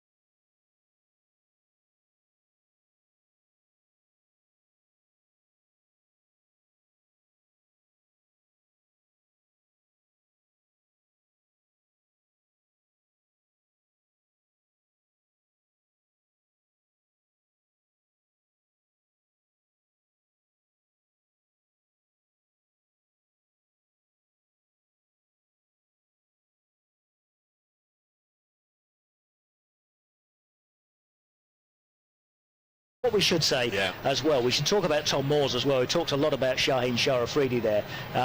Notts were in trouble in their innings, and Tom Moores came out and bludgeoned 73. Admittedly, rode his luck. He got a very fortuitous drop, didn't he? And then he got another one that skied up in the air and just fell safe. But his 73 really helped Notts to a defendable total of any sort. But at the halfway stage, before that first over from Shaheen Sharafridi, you'd certainly have thought Birmingham would be favourites here to go and knock off the 169 that they need, especially given the way they've gone about their T20 work so far in this campaign. And that over changes things. And well, the runs from Tom Moores give Notts a chance, and then that over puts them right in it. Yep, Tom Moores' second highest T20 score. He got 80 back in 2018 against Yorkshire. I was just thinking, I don't know if I was right or wrong, speaking to David Jackson just after 6 o'clock when we knew the team news, and David was just sort of asking me on how I thought Notts would go, and I did say then, well, if it was me with Samet not playing, Colin Munro not playing, I would bump Tom Moores up to 3. Well, I don't know if I was right or I was wrong, because Tom Moores is in form and he's 73, but he got them batting at 5, so a little bit of yin, a little bit of yang, but I was so pleased to see it. And those late runs that he got in the last 2 or 3 overs, because Notts were heading towards a 140 or 145 sort of score before he middled 2 or 3, and that certainly wouldn't have been enough. The hover cover has now been moved off the playing surface. It's not been moved very far, it's only been moved a couple of strips to the right as we look from the Radcliffe Road end. The outfield is being cleared of any moisture that's on the surface of the grass. The tractor pulling the rope around the edge and around the outfield. 76 for 5 then, Birmingham. I don't think it's going to be long before we get a restart here. No. Can just see 1 or 2 of the Notts players making their way out towards or down the pavilion steps. I think a lot of people have probably left. They've certainly left the arena at the moment. They might still be outside in the bars and the concourses and make their way back in. But I don't think we're going to have quite the crowd for the remaining few overs here. I say few overs. There are still 13 left to go. Assuming that is that I heard that announcement right. That we are still going to get a full-length game in here, and that of course assumes it's not going to rain again. It is very, very dark around Trent Bridge, although I do think it's probably just about stopped at the ground itself at the moment, but very black over the top of the Smith Cooper stand and way over the Wilford Hill sort of area of Nottingham at the moment. What Notts don't want is to get out there and then everybody can see that it's going to rain, including Rob Yates and Jacob Bethel, because we stick it up on the board here what the Duckworth Lewis score is, and they're just 1 hit behind. It'd be an absolute disaster for Notts if they just found themselves just behind on Duckworth Lewis, and then the rain comes again, because as we've said, there's so much riding on this right now. If it absolutely chucks it down, we don't get on, Notts are heading towards a home quarter final, provided they beat Leicester. We'll worry about Sunday on Sunday, but if we can finish tonight in 2nd place, which is what they'll do with a win, then I think that's the best the best possible outcome that we could see for tonight. Might just happen. Well, I know in sport you never know anything, do you? That's the beauty of sport. There's never anything as a certainty. But if you'd said to Notts, win your final home game against Leicestershire to get yourself a home quarter final, they would certainly have taken that, given the way that that Leicestershire have gone about their T20 campaign here over the course of this season. Pretty sure I've just heard Colin Hazelden say 5 minutes. Well, I was going to say, Colin, what we need is somebody with a walkie-talkie and all the WhatsApp groups on the ground to know exactly what's going on. He'll know. Commercial director Michael Temple has just wandered in, so can we pick your brains? What's happening? What do you know? It's not an exclusive anymore, is it? Cheers, Colin. 5 minutes we'll be back out there. I think 4 runs ahead on Duckworth Lewis, and probably feeling confident after that wild first over from Shaheen Sharafridi. What a signing he's been. Have you ever seen anything like that? We were thinking we can't remember for any side to take 4 wickets in an over, or certainly in the first over. I can't remember seeing it. No, certainly not with the start as well. So we've had a wild wide, and then to fight back and to have such adulation for a 10-ball over is something I've certainly never seen in my time at Trent Bridge. Incredible stuff. But we were just saying there with Dave, you just heard us talking there about the way this group is now set up, and the fact that if they can go out and finish the job here, then a home quarter-final is a game away, and that would be huge for the club. Yeah, look, for a long time, a home quarter-final was something of a divine right for Notts. We just had that period of time when we were so dominant and winter expected. We've struggled a bit at times this year in the absence of Ben Duckett, one or two new faces around the squad, but all of a sudden we find ourselves right in the mix, not just for the last 8, but for a home quarter-final, which is such an advantage. You know, if we have to do it, we will. Potentially tough trip to one of the forces from the South Group. Wouldn't it be great to earn that home quarter-final? Such a good crowd here tonight, and I hope they get their just reward. Well, the players are coming back out, which is a great sight to see. As I say, I think the rain's just about stopped. It was sweeping across the ground, but they've got on with it quickly. And no overs lost. I think that was right, Michael, was it? No overs lost. Yeah. On we go. Let's resume. On we go. So 76 for 5 is where things will pick up. We've had 7 overs. Not, as Dave Bracegirdle was saying, just ahead on Duckworth Lewis at this point. But hopefully, once we get back underway, we won't see any more rain. And Notts can get the job done after that extraordinary start that they were given.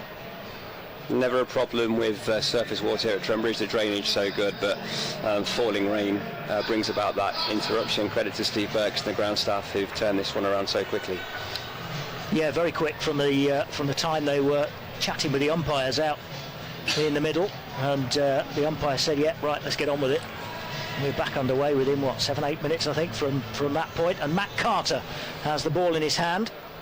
He's going to bowl from the Radcliffe Road end. He's bowling to Bethel. There's an appeal for LBW, but James Middlebrook is just waiting to tap his thigh for a leg bye. And there won't be the really dramatic restart as they get a single. Yates is on strike then. He's on 36 after that big over, that 7th over of Imad Wasim.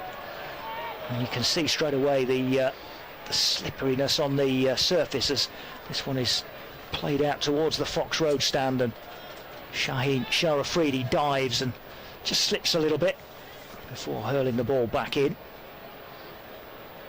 79 for 5. Carter in to Yates. He got 2 for that one. He just plays this one back at the pitch. To Carter. So I think quite a few people have probably headed for home. This is down the leg side and given us a wide.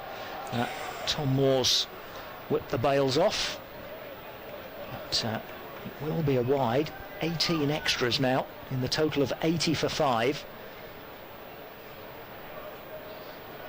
As Carter quickly in again. This is a full toss. It's played away towards mid-wicket. And Afridi fields, and they'll just get a single. Just keeping a very close eye on those DL numbers. All of a sudden, yeah, bang on par. Yeah, 81. As Carter is in again. And that is a full toss 2, which is just turned away onto the onside, and Afridi trots in and fields again. Yeah, dead level. It remains at 82 for 5. As Dave was saying, there's been a tie tonight on the DLS method between Worcester and Durham, and this is pulled away, and that'll put them ahead, Birmingham, as it rockets into the Fox Road stand for 6. Big hit from Bethel off the last ball of Matt Carter's over, and it's 88 for 5. That gets them ahead on the DLS system, which we may or may not need, we shall see, but it's 88 for 5 at the end of the 8th over, and Michael Temple still alongside us despite that extraordinary first over. This is still game on here, isn't it? Yeah, Birmingham don't need to do too much in terms of the scoring rate, requiring just over a shade over 7 per over, but that destruction at the top of the order from Shaheen Sharafridi is what's made this game so tight. That's a knock around, isn't it, in this day off T20, the way the game's evolved, but with 5 boys in the shed already. Not will fancy that 2 more wickets perhaps could inch them ahead once more. Let's hope we have the traditional economy of Stephen Mullaney. Yep, Mullaney coming on to bowl the 9th over from the pavilion end. And this is down to fine leg where Matt Carter fields. Bethel takes a single. 89 for 5. Run rate below 7 and over. As they need another 80 to win from 71 balls, Birmingham. But there is a big but. That number of wickets standing at 5 at the moment. Played out square on the offside. This next one by Yates, who's on 46 from 23 balls. Yeah, remains the danger. And the rest of them were toppling all around him earlier on. He managed to stay out of trouble. Here's Mullaney into Bethel, who plays him up towards mid-off area. And Alex Hales runs in from long off to restrict them to a single. Such a clever bowler, Stephen Mullaney. Just bowls wicket to wicket. It's not really seam bowling, is it? It's almost fast spin, so many variations, and he nails his skills every time. He's in again to bowl to Yates, who's playing this one off his toes up towards mid-on. Again, there's a scurry in from long on for Joe Clark. Hurls it into Tom Moores. Good knock from Tom Moores earlier. Yeah, he's got that in him. Obviously, we know he's a match winner, but he's also a relentless 6-hitter, and he does come at you again and again and again. Gave that chance, didn't he, on 25, but hopefully that could prove to be a telling knock. Mullaney in again, and just nudged up towards, again, the mid-on area. Here comes Clark. They're going through for 2, and I think they would have been safe even perhaps with a direct hit. And they get through for 2. Always helpful for the commentators when the scoreboard crashes mid-game. Let's test Colin Frey's skills now. That's handy, isn't it? 94 for 5. And Mullaney to bowl the final ball of the 9th over. In he comes now past the umpire, and this is hit down the pitch by Bethel, and they just get a single to Alex Hales, and up at the far end in front of the Hound Road stand. That's the end of the over. 95 for 5. That's just in time the scoreboard bursts back into life. That's the kind of control you get from Stephen Mullaney in a high scoring game. That's a good over, but with a shade under 7 and over needed, they're just happy to rotate the strike, take the singles, and plod away towards this total. You feel with Yates in this kind of touch and a strike rate approaching 200, we will need a breakthrough, and indeed here comes a change of bowling with Jake Ball. Yeah, Jake Ball, who has the other wicket so far, an important one it was as well. That was a breakthrough too, getting rid of Glenn Maxwell. Say the other wicket, with the other 4 going in that first over to Shaheen Shah Afridi. So 95 for 5. But as we keep saying, if Notts can get a breakthrough, then you sense with 5 already out, that will be a big dent towards Birmingham chasing what they need to chase. At the moment, these two would be confident of seeing Birmingham home. But lose another one puts the seeds of doubt back in, I'm sure. This is Yorker length, it's dug out, and they scamper through for a single for Bethel as Montgomery fields.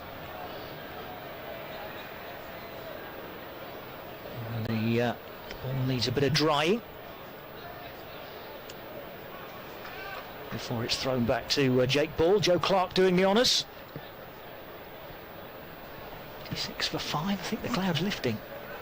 I think it's just breaking up a little bit. It was very dark earlier above the Smith Cooper stand. Here's Ball, and this is outside off stump. There's a thick edge that takes it down to a wideish fine leg area. Mullaney fields and hurls it in. They'll go through for 2. Outfield seems to have picked up a bit of pace, still a glean on the surface, and that rattled down to Stephen Mullaney there. Jake Ball's just a player that I have so much goodwill towards. Real grafter, had so much bad luck over the past few years with injury, but when he's on song bounding in, he's a player you want in your 11 every time. Here he is bounding in from the Ratcliffe Road end. It's a bit slower ball, and it's just Yates waiting on it before playing it to backward point. Imad Wasim fields, and there is no run. I love the fact that Mick Newell was onto the fact that Imad Wasim was born in Swansea, holds a British passport. So extracting him from Pakistan without the usual need to pursue a visa allowed him to get here super quick, but very much still part of the Outlaws family. His ball. And to Yates, he's playing this one to extra cover, and that enables him to scamper through to Joe Clark for the single he needed to bring up his 50. That could be very valuable for Birmingham tonight. 27 balls for his half century. 50 partnership has come up as well. 27 balls, 3 fours, 4 sixes for Rob Yates. Bethel now on 11 to face Jake Ball. Plays it out to a backward point again. Imad Wasim fields, little slip, but kept hold of the ball. And just go through for one again. A quiet over, which is good news from a Notts point of view, but one ball to come. See if Jake Ball can get out the over. 5 off it so far, which is about where Notts need to keep Birmingham. Yates on strike. Here is ball. Yates chops it into the ground outside off stump, and it'll go through to Imad Wasim again at backward point, and they'll just take a single, so 6 off it. Halfway stage. 100 for 5. At the halfway point, they need 169 to win, so in terms of runs, they're very much in the ascendancy of Birmingham, but 5 down. And as we keep saying, that could be crucial for Notts if they can just get another quick wicket or 2. Michael Temple has joined us on BBC Radio Nottingham, and joining him for commentary for the next few overs now is Dave Bracegirdle. Yes, thank you, Colin. Stephen Mullaney to have his second over from the pavilion end. He'll be bowling to Rob Yates on 51. Here is the Outlaws captain, bowls to the left-hander, just drops it on the leg side. The field set deep. They've run the first one quickly. They'll look to come back, but they won't. They saw it was Calvin Harrison, and they don't go through for a run. You very, very rarely see run-outs from 60, 65 yards, but Notts managed to pull one off midweek at Taunton. Joe Clark, absolutely astonishing, hurling it in and striking the stumps on the full. This one is heaved away onto the leg side by Bethel, and that will go for 4. And Notts have just got it. Well, they need a wicket really, because Duckworth Lewis is just getting away from them with every single delivery here. They're going to need a wicket to drag it back. 106 for 5. Found the gap there, Calvin Harrison, one of the gun fielders in this Notts Outlaws setup. He's boundary riding, but he was very alert to the single on the previous ball, with the placement on that one just too good, and there was absolutely no hope of him getting anywhere near it. There's Mullaney again. Bowls right arm medium pace, fields off his own bowling as that's hit back towards him by Bethel, runs away from the skipper, and they take a single. It'll be interesting when and if Notts turn again to Imad Wasim. I have to say, it looked a little bit rusty. Not sure how much cricket he's had since that international series against New Zealand in his homeland in April. There's Mullaney in again, driven out onto the offside. There is Imad Wasim. You can't fail to spot him in those fluorescent lime green boots. Do you wear those in the midweek league, Dave? All different colours for all different sides. Ricky Vessels, I think, was the first I saw with the lime green. Next one's pulled away onto the leg side. It'll be Joe Clark doing the fielding. And it's only a single. 108 for 5. A big over off Imad Wasim got the Bears right back in contention, and when we restarted, Matt Carter was hit away for 6. It's got the Bears just with their noses in front. Next one's driven out into the offside. There'll just be a single here. Bethel's playing nicely, run a ball 18. Rob Yates 53, 109 for 5 after 11, and the Bears are about 12 ahead on Duckworth Lewis. And Notts need to break this partnership, get into that lower order of Brooks and Sanali, Lintott and Hannon Dolby, and hopefully they'll leave them with too much to do. That four just undid a very good over from Stephen Mullaney, bowling wicket to wicket, military medium, and he hit his straps, didn't he? But just finding that bit of extra room to score square of the wicket, and Notts have it all to do, turning back to Matt Carter. Still 9 overs to go. Normal. Here is Carter, and first ball is just hammered away through mid-wicket for 4. Just about to say the normal way that Notts have gone about it is saving a freedie for either overs 17 and 19 or 18 and 20. Just wonder if it might just be time just to introduce him for his 3rd over, just to see if he can break this stand, because they desperately need to see the back of ideally Yates, but they'd take the wicket of Bethel as well, just to try and open and end up a little bit. Carter round the wicket, 2nd ball of the over is a wide full toss, put away for another 4. That was loose from Matt Carter. I'm sure the ball is getting damp. Everybody that fields it is bringing a towel out of the pockets and wiping it, but that was a loose, loopy full toss, hammered away for 4. Desperately trying to keep this ball dry. Matt Carter's just struggled for length on the first 2 balls of this over, and I'll echo your sentiment, Dave. I think now is the time in some point next 2 overs to turn to Shaheen Shah Afridi. He just had so much joy bowling at the bottom of leg stump and really making the batsman work. Won't be any easier for him, of course, with a greasy ball. We won't see Ollie Stone again. As Carter bowls once more, chopped away into the offside, this time straight to Calvin Harrison. So 3 deliveries in this over have brought 9 runs. Brings Rob Yates on to strike, 118 for 5. Afridi's had 2. This is Matt Carter's final over. And that's a nice stop by Imad Wasim, and in comes the throw and a run out, and Imad Wasim has executed a brilliant bit of work there, and Bethel has to go, and Notts do get the breakthrough from a slightly indifferent source. A run out from backward point with Imad Wasim firing it in, and Tom Moore's whipping the bail off. And I think Rob Yates sold his partner a little bit of a poor one there. Bethel has to go for 27, but Notts don't care. From a Bears perspective, unnecessary risk. From a Notts perspective, Imad Wasim alive to the threat, good hands, flung it into Tom Moores, who was there to take a routine run out. I think a really bad piece of decision making from Jacob Bethel. Will it turn the tide? He was nowhere near, was he? Bethel. That was brilliant from Imad Wasim, just dropping down to his left and firing it in. Notts needed a lift, they needed an inspiration. Heads, I'm sure, inside were just starting to drop a little bit by what was happening up on the scoreboard. Every other ball was seemingly disappearing away to the ropes, and then an absolute calamitous run out as far as the Bears are concerned. Brings Jake Lintott out. I think even Jake Lintott's family would say he's coming in a place or two too high at number 8, and there's Matt Carter to bowl to him. They want to keep him on strike, but they can't, because he just bumps it down the ground to Matthew Montgomery at wide-ish long on, single taken, 119 for 6, and Duckworth Lewis didn't help Notts as much as I hoped it would have done there. Bears are still around about 10 runs ahead if the rains come again. There's Carter to Yates, definitely the one they want now. Gets a single to move on to 54, and he'll keep the strike. After 12 overs, Birmingham Bears are 120 for 6.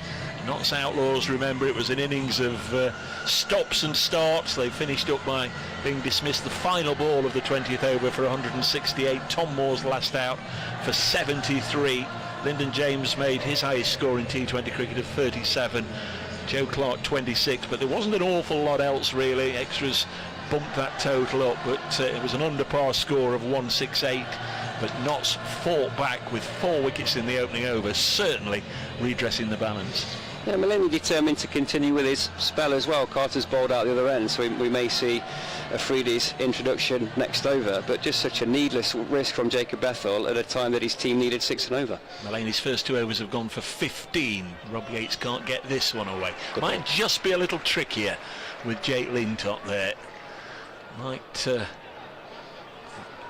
be the one just charged with, well, go out there and give it a bit of a whack and let Rob Yates feed you the strike. As Mullaney's in and bowls, and Yates plays this to backward point. The man with no name, but we all know who he is, does the fielding, Shaheen Shah Afridi. I think Michael Temple's already had his number 10 shirt away and got it in a frame on his wall at home. Straight on eBay, that one, Dave. 120 for 6. Yates is on 54. Mullaney passed umpire Shanmugam, and again it's just played to Afridi. There's only 3 of them playing at the moment. Mullaney's bowling to Yates. Yates is cutting it to Afridi, and Afridi's safe and secure. He's prowling. Prowling. Great start from Steve Mullaney, just denying him any kind of space, and no one will score from that. Yates has got to go big this time, and does go big this time. Has he hit it well enough? He has. It'll go for 6. He just felt playing by numbers. He couldn't afford any more dots, and it was time just to get the over back in Birmingham Bears' favour, and he did exactly that, pulling this behind square on the leg side for 6. And Mullaney absolutely kicking himself.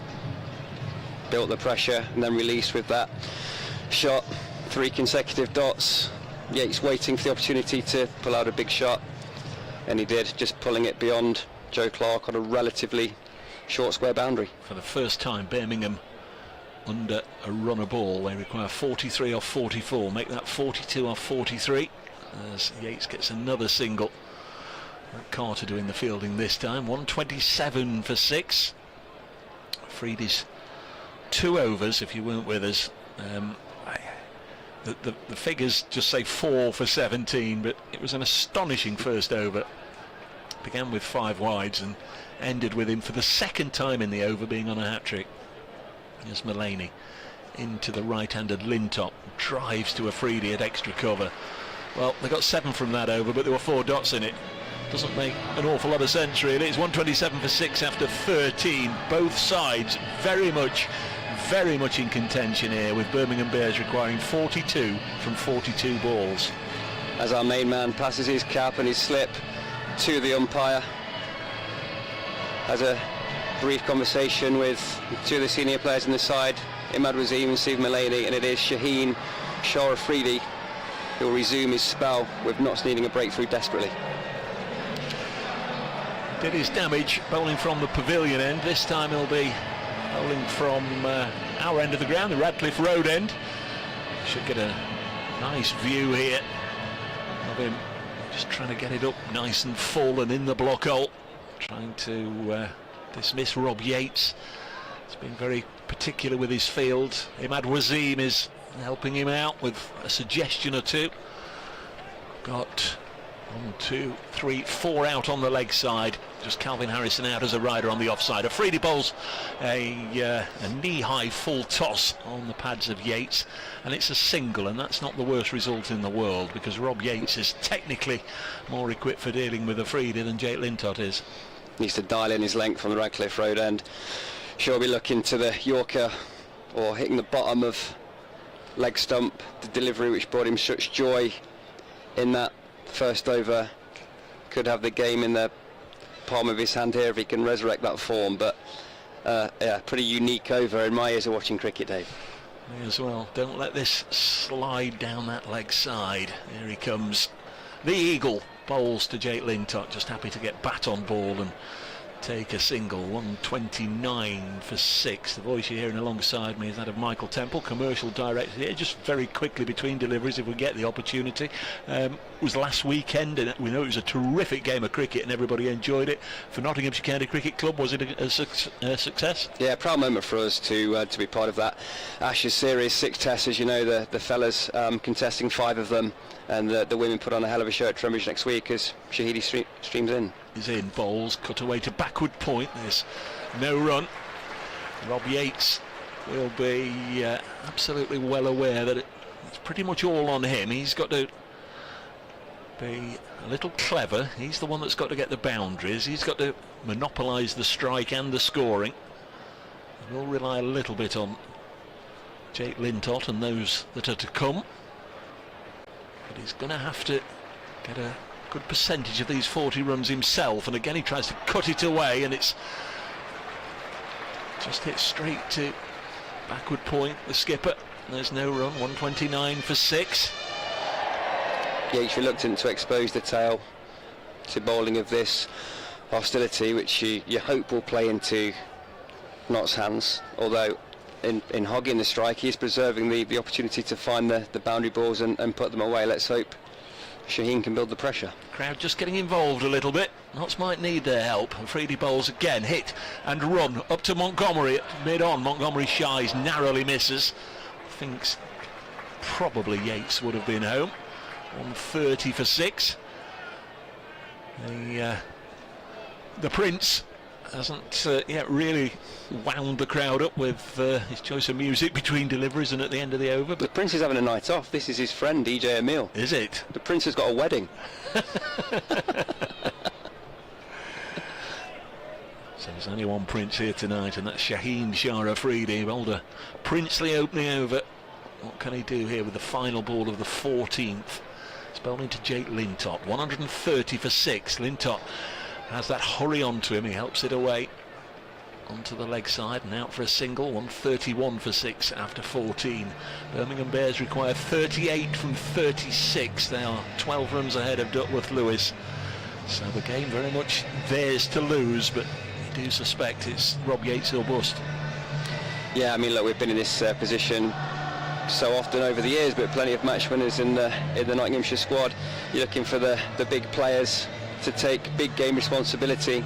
Shaheen Shah Afridi certainly not shying away from that, and Imad Wasim has been in good nick for Pakistan. Yes, it's been a bit of a rush to get him here, but he knows the surroundings well, knows the dimensions of Trent Bridge, and knows how to restrict the scoring options. There's Imad Wasim back into the attack, bowling to Jake Lintott. Can they keep him on strike? They can't, because again Lintott has just been allowed the freedom really to drop it on the leg side and take a single. Might have been worth the gamble there, just to bring an extra 1 or 2 into the ring and try and keep Lintott there. It's all well and good if it comes off, but if it clips it over your head and away for 4, you wish you'd left the man out. It's one of those scenarios, but here with Rob Yates, the leg side field is set deep. Those on the offside walk in, and this has just drifted nicely on the breeze past Yates and into the gloves of Tom Moores. Nice bit of bowling from Imad Wasim. He wore number 9 last time he was here. Ollie Stone's got that now, so he's wearing number 7. Bowls again and cut into the offside for a single. 133 for 6. There's been 1 or 2 famous number 7s over the years. Heavy number around here. I mean, for me it'll always be associated with Chris Reed, who was just did such a flawless job for so long. A heavy number to inherit. I thought you were going to say either Mark Footitt or Ben Compton with the last 2 to wear it. A lot of people think it's sort of been retired since Chris Reed left, but Mark Footitt took it virtually straight away, and then Ben Compton had it. Next one's played by Lintott onto the leg side. They've got to be sharp, but Yates is pretty quick between the stumps. 130, has it gone on? Yes, 134 for 6. So 35 are required from 32.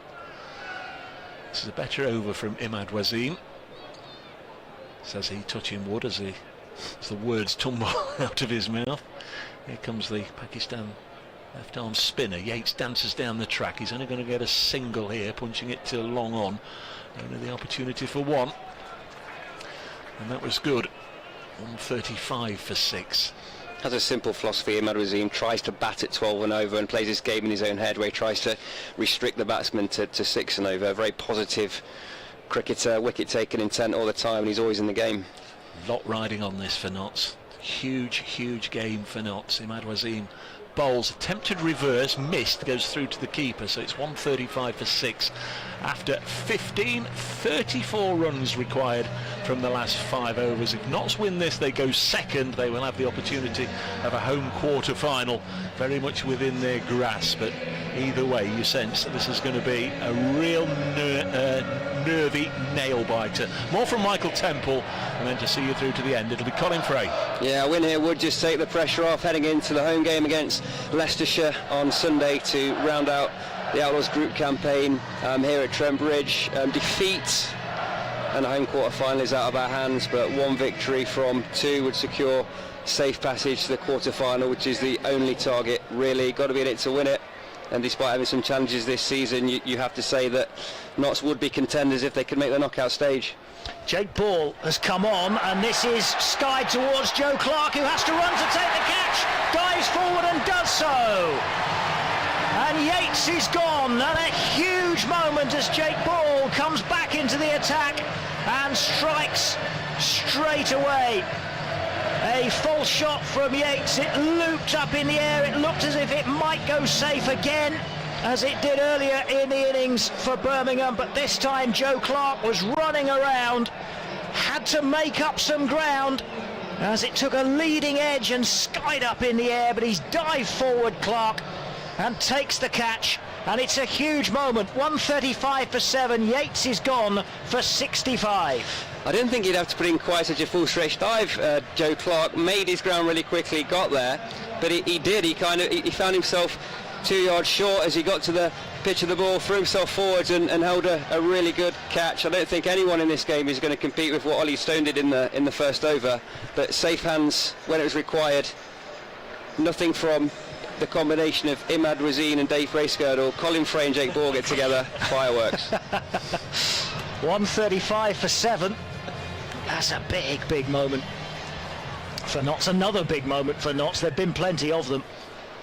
And you're absolutely right to single out that catch from Ollie Stone in the first over as well. That first over that had everything also had that extraordinary catch. 135 for 7. Hassan Ali is the new batsman. Lintott has 5. Jake Ball racing in again then from the Radcliffe Road end, and this is just nudged away off his pads by Hassan Ali to get him off the mark, off the first ball. That's a big wicket to get Yates. I mean, any wicket would have been important, but Yates, that's a huge wicket. Have to expose the tail. I think Yates being there for the duration would have won the game for Birmingham Bears at a canter. Well into the tail now, numbers 8 and 9 exposed to hostile pace. Jake Ball hitting his straps, one more breakthrough required. Ball into Lintott, slower ball, Lintott just paddles it out onto the onside, and Jake Ball runs around, does his own fielding. They scamper through for another single. Run rate now up above 7 and over. Just boundary riders on the leg side. I wonder if Borley would benefit from having a fielder closer in, having to field for himself there, as you point out, at this time when just over a run of ball, ticking it over does it for them. Could we apply a bit more pressure with one of the boundary riders in? Here's Ball, right arm over the wicket. Again, Hassan Ali sort of wait for it to come onto him and just plays it out square, just behind square on the offside. And they have gone through for another single. Little chat for Jake Ball. A few words of wisdom from Afridi. Listen to every one of them, Jake. Yeah, do whatever he said. Ball is in, and this is lofted away and should be caught, and is caught. Or is it? It's thrown back in straight away. No, I think Matt Carter didn't get hold of it. Maybe it didn't quite carry. Right in front of the Batman scoreboard, away at the far end. Carter underneath it, then had to sort of dive forward. I'm not entirely sure he picked it up completely, maybe against the floodlights. We can only assume that was the chat between Afridi and Ball, gave him the bouncer. Hooked, Matt Carter got there for me, had to dive forward. One of those where you could lose your teeth in the process, but once you got there, good hands the big man, you'd expect him to have taken that. He'll be disappointed. Here's Ball in again, and this is through to the wicket-keeper, and it only narrowly missed the outside edge of Hassan Ali's bat. Ball puts his hands on his head again, and that is the end of the over. It's 139 for 7. It's a good over, 4 runs off it, plus the wicket. So very good work from Jake Ball. And almost another one. It's a chance that Matt Carter couldn't take. And it remains in the balance. 169 needed for Birmingham, so they need 30 off the last 4 overs. And Imad Wazim is going to continue from the pavilion end. He's bowling to Jake Lintott, who's just paddling him around towards Stephen Mullaney at mid-wicket. He can't take I can't make the stop, but there wasn't a great deal on it, and Alex Hales trots around from long on to restrict them to a single. Lintott has 8, Hassan Ali has 2. Birmingham 140 for 7. 29 needed to win from 23 balls. Imad Wasim, it's round the wicket again, and has bowled a wide. Well, there's been a problem for Notts throughout the evening. It's 19 extras now. Here he is again. Wasim to bowl again, and this is driven straight back down the ground past the bowler, and with Alex Hales at a pretty wide-ish long on, it was favourite to go for 4, and that's exactly what it did. Pressure relieved, extras proving costly at this moment in time. Need to regain some control and quickly. 145 for 7. Imad Wasim is in to bowl to Hassan Ali, who's just defending this back down the pitch. Better ball. 24 needed, 21 balls to come. Just bringing long off, a little bit straighter. Imad Wasim. An attempted hook. And he's looking for a wide here, Hassan Ali, and it's not given this time by the umpire, as it was taken behind the stumps by Tom Moores. Remains 145 for 7. Hassan Ali's gone aerial this time, and there's a man underneath it. Oh, and it's I think it was Shaheen Shah Afridi who was running out of room, and he couldn't take the catch, so he did the second best thing, which is to stop it going for 6 by just jumping up and batting it back inside the boundary. And they've taken, in the end of all of that, I think they only got a single, didn't they? 146 for 7. Once he realised, I think it was too high to take the catch. It turns into a good piece of fielding from Afridi, and Imad bowls this next ball to Lintott, advancing down the pitch but not getting much on it, nudges it up towards Alex Hales, and that is a single to end the over. 147 for 7. They took 8 off it, which is more than they needed, but they still need 22 more off 18 balls. Mature decision from Shaheen Shah Afridi. Found himself backpedaling, got there, would have taken the catch, but opted to flick it back in field as he found himself losing his balance backwards. Would have been a high risk option to hold the catch and try and keep his feet in bounds. Probably carried it over the rope, wouldn't he? I think that's what he realised, his momentum. He would have stepped back with the ball in his hand, so it would have been 6 anyway. We had a good view, Colin. I think he made the right call. Yeah. Jake Ball is going to continue. He's 2 for 21 from his 3 overs. So final over for Jake Ball from the Radcliffe Road end, and this is lofted, but he might get away with it. He has got away with it, Lintott, and it's just out of our view. I think it's gone across the rope for 4, way down below us. He got a bit of fortune with Alex Hales racing around trying to get to it, but unable to reach it. But it was one of those that seemed to hang in the air for ages, and I think it just sort of teased Hales a bit. He thought he was going to get there, dived full length, couldn't quite do so. All from a dugout Yorker, and then it ran away from Hales having gone beyond him and through for 4. You'd put down that one as a slightly fortuitous 4 for Lintott. Here's Ball into Lintott again, who has pulled this one away, and there's nothing fortuitous about that. That's pulled around through mid-wicket for 4. That was a confident hit. The previous one was anything but the result is the same from both of them, and it's 155 for 7. Big runs, those 2 balls. Jake Ball hasn't gone to the Yorkers. He's looking to invoke his variations. Lintott swinging from the hip and finding the middle on that occasion. I think he actually took a bit of pace off the previous ball. He was kind of stretching for it. It was driven uppishly, just evaded Alex Hales. I just wonder if Jake Ball will go to the Yorker now, having tried with his variation. See what he does. It's pulled away again, but this time Matt Montgomery is going to be able to do the fielding. And so Lintott gets another single. Just sort of backing away from it a bit, Lintott did in the previous ball as well.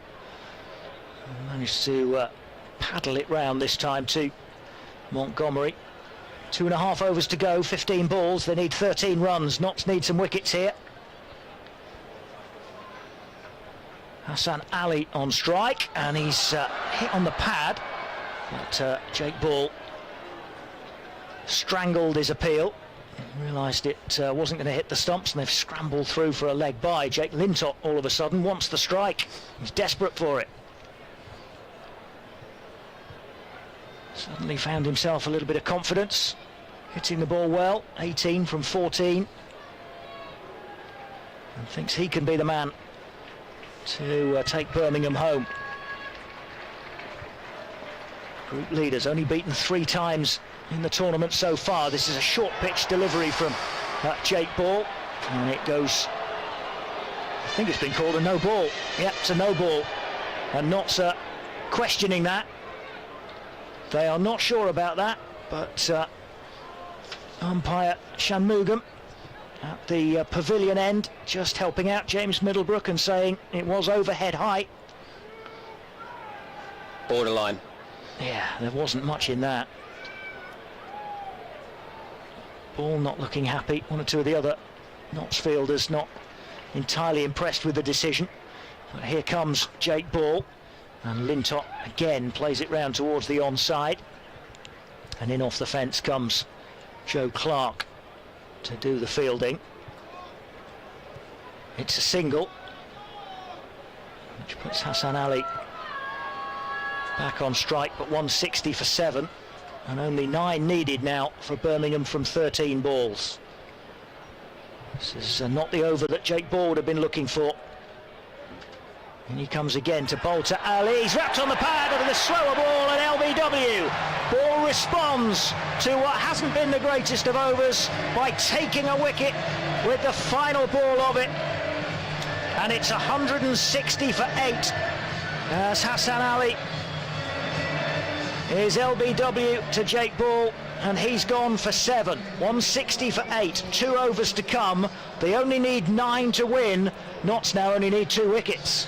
Unfair to say momentum has swung. Birmingham Bears will still fancy themselves from this point, but Jake Ball's going to make a game of it. Take it as deep as we can. That's all you can do when you are under the pump, finding yourself under pressure, defending a relatively low total, which was arguably 10 to 15 runs short of par.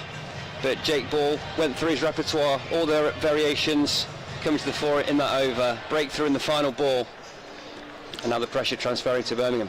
And they turn to the Eagle to try and get the job done in his 4th and final over. 12 balls to come, 9 needed for Birmingham, 2 wickets needed for Notts. A win tonight for Notts will take them into 2nd place in the North Group, with a home game against bottom of the table Leicestershire to come. Michael Temple has to leave us. He's heading off. Thanks for your time, Michael. Nice to see you. And Shaheen Shah Afridi is going to try and conjure up some more magic for Notts with the ball. Jake Lintott is on strike. He's on 19. They need 9 to win. Afridi bowls, and he's appealing for a catch here as Tom Moores takes it behind. There was nothing on it, but it certainly beat Lintott. And it's a dot ball. Crucially, it's a dot ball.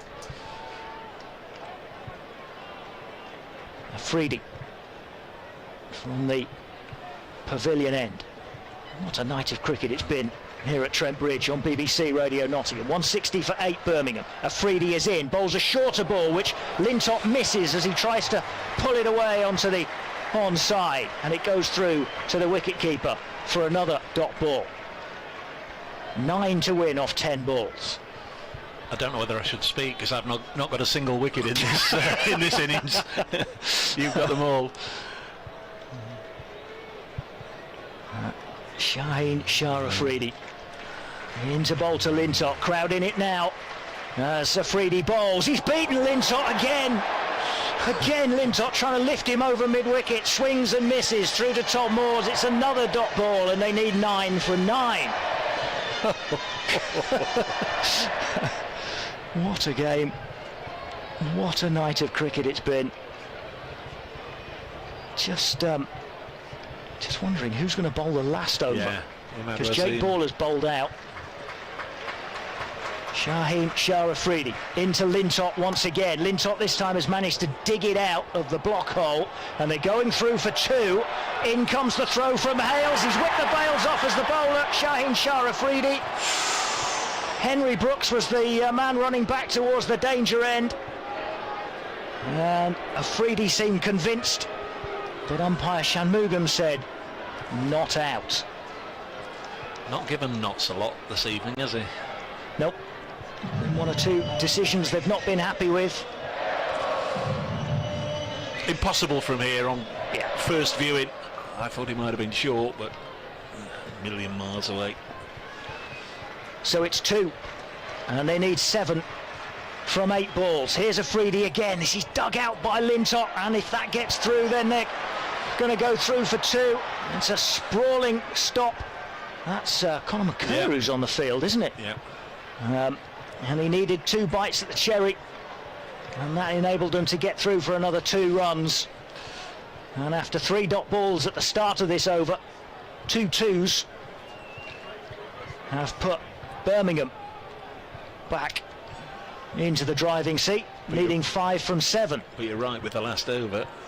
Imad Wasim's got 1 left, Mulaney's got 1 left, and Lyndon James only bowled 3 balls, I suppose. Imad Wasim, I'd guess. Here's Afridi into bowl to Lintott. He's edged it. He might have edged it deliberately. He might have just guided it and steered it, but it's gone through for 4, through where about second slip would normally have been. And Afridi's night ends with 4 overs, 4 for 29. And the night looks like it's going to end despite that incredible first over from Shaheen Shah Afridi, with victory for Birmingham, because they need 1 run from the last over, and that last over is going to be bowled by Imad Wasim. Thousands of people have decided that it is time to head away from Trent Bridge. Imad Wasim is going to bowl to Henry Brooks, but they only need 1, so the field is coming in.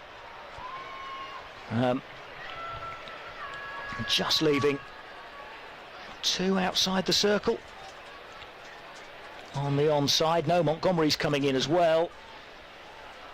They're crowding the batsman, certainly in terms of T20.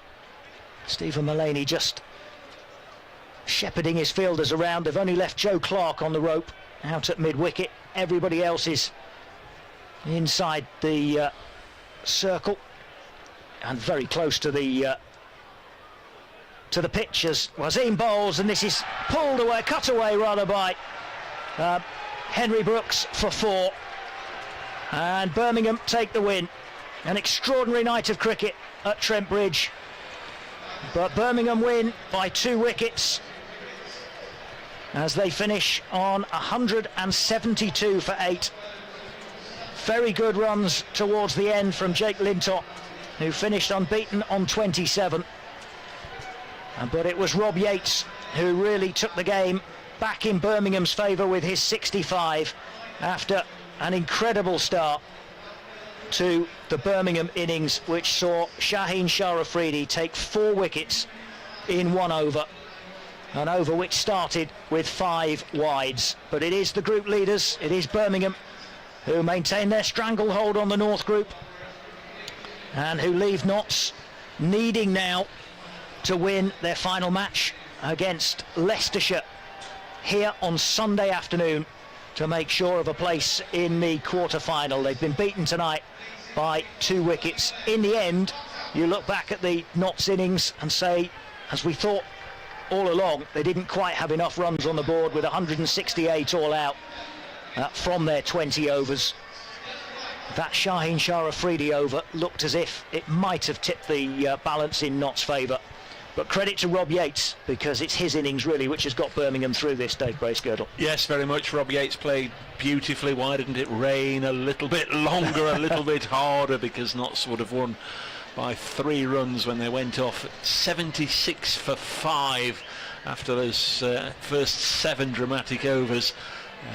Birmingham Bears were 3 runs behind on the Duckworth Lewis at that stage. Notts would have taken the win any which way, because they knew right then victory would have taken them to second in the group. Leicestershire come here on Sunday, and Notts would have been overwhelming favourites, you'd imagine, after seeing the two sides play against each other at Leicester last week. Overwhelming favourites to wrap it all up on Sunday afternoon and get that home quarter final. As it is, they will remain 4th where they began the evening.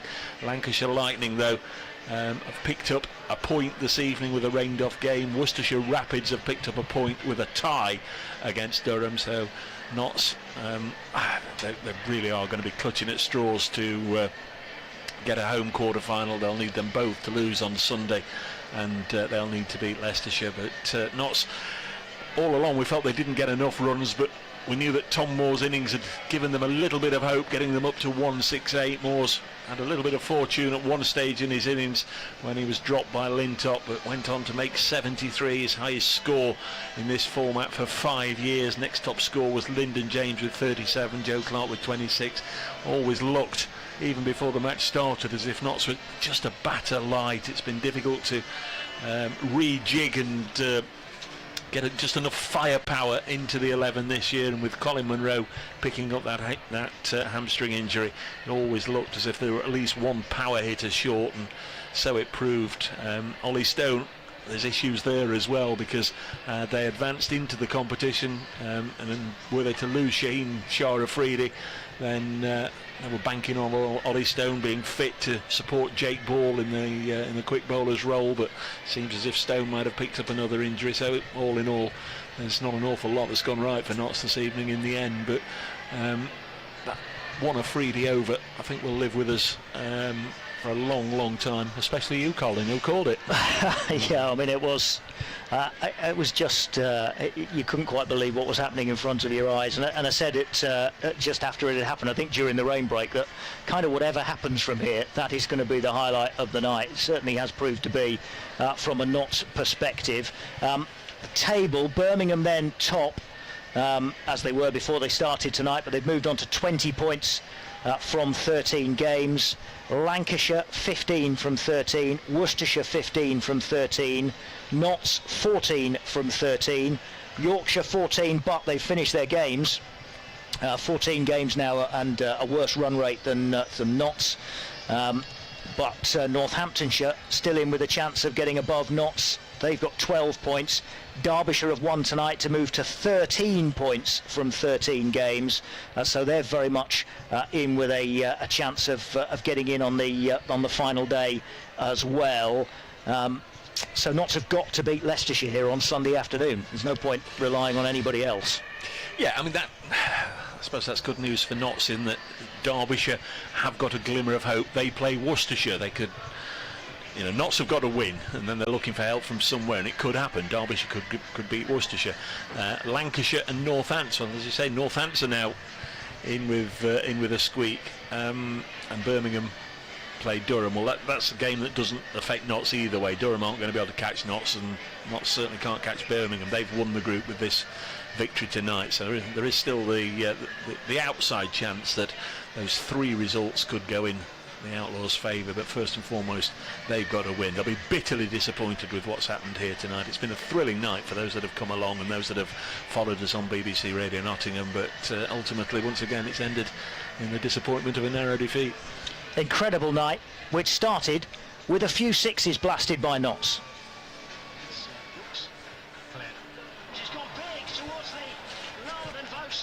Tommy.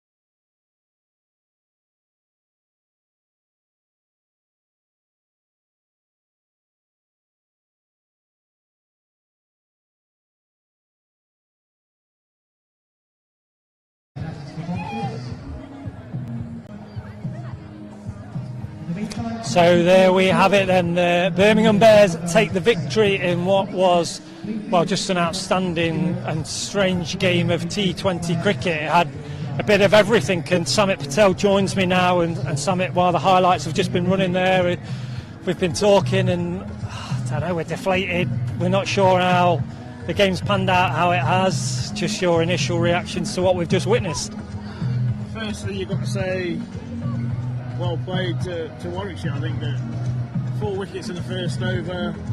I did say at half time that if it swings, Shane's got a chance. He got 4 wickets, but that's not the stuffing out of us tonight. I think that's, it's a tough one. Even sitting on the sideline watching that, it's one where you got to say well played Ryan Yates, Bethel, all those lower order guys. When we blew their top order away, we were right amongst it, but it just shows you that it's not over till it's over. And then they played well in that middle bit. That rain helped him.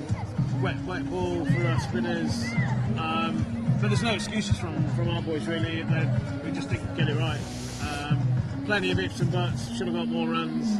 Should have gone for a catch. There's plenty of ifs and buts in games of cricket, but yeah, it's definitely one that we're pretty sad about, I reckon. I mean, if you look at the game, I said there just at the beginning of this piece that it had a bit of everything in it, really. I mean, Hassan Ali ends their innings with a hat-trick. Shaheen comes, first ball I think went for 5 wides, but then there's 4 wickets in that. I mean, you've been out there, you've been in the field, I was at pitch side, all the lads are buzzing as the crowd was. You're thinking, this is it, we've got it.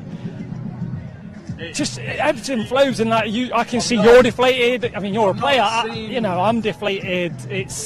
I've not seen that before. From when someone's got 4 wickets in the first over, we go on and lose the game. I've just not seen it anywhere in the world, and I know it's going to be a difficult one to swallow, this one. But we've got to move on. We've got a game on Sunday. It's a must-win game now. There's no time to thinking about it. We've just got to go on and play some brave cricket on Sunday and hopefully come away with the points.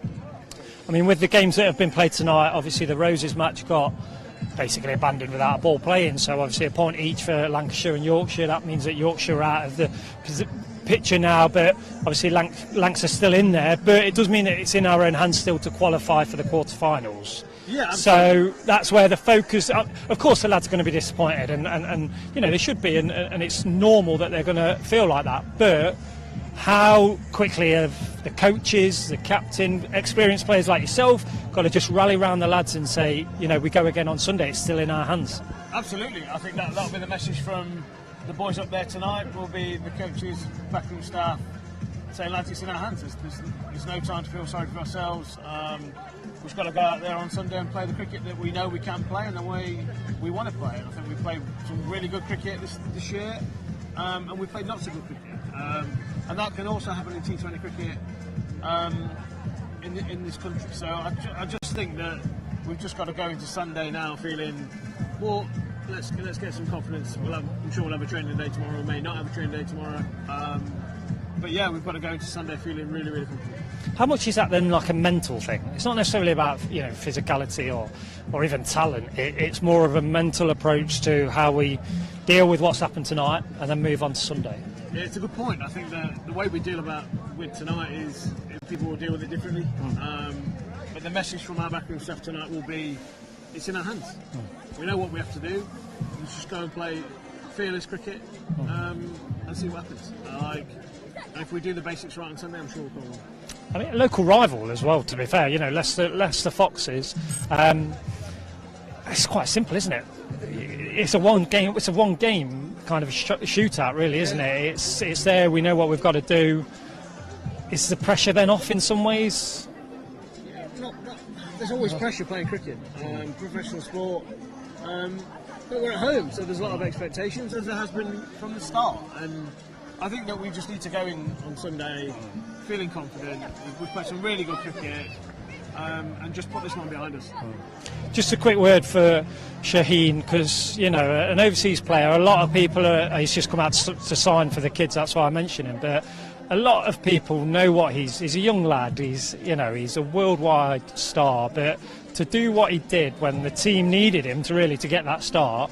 Just a quick word for what Shaheen did in that first over. Shaheen, we know what he does. He swings the ball back at pace. And whatever you see from Shaheen off the field, on the field at training, it's always been 100%. And I think that's really, really a credit to him, the way he goes about his cricket.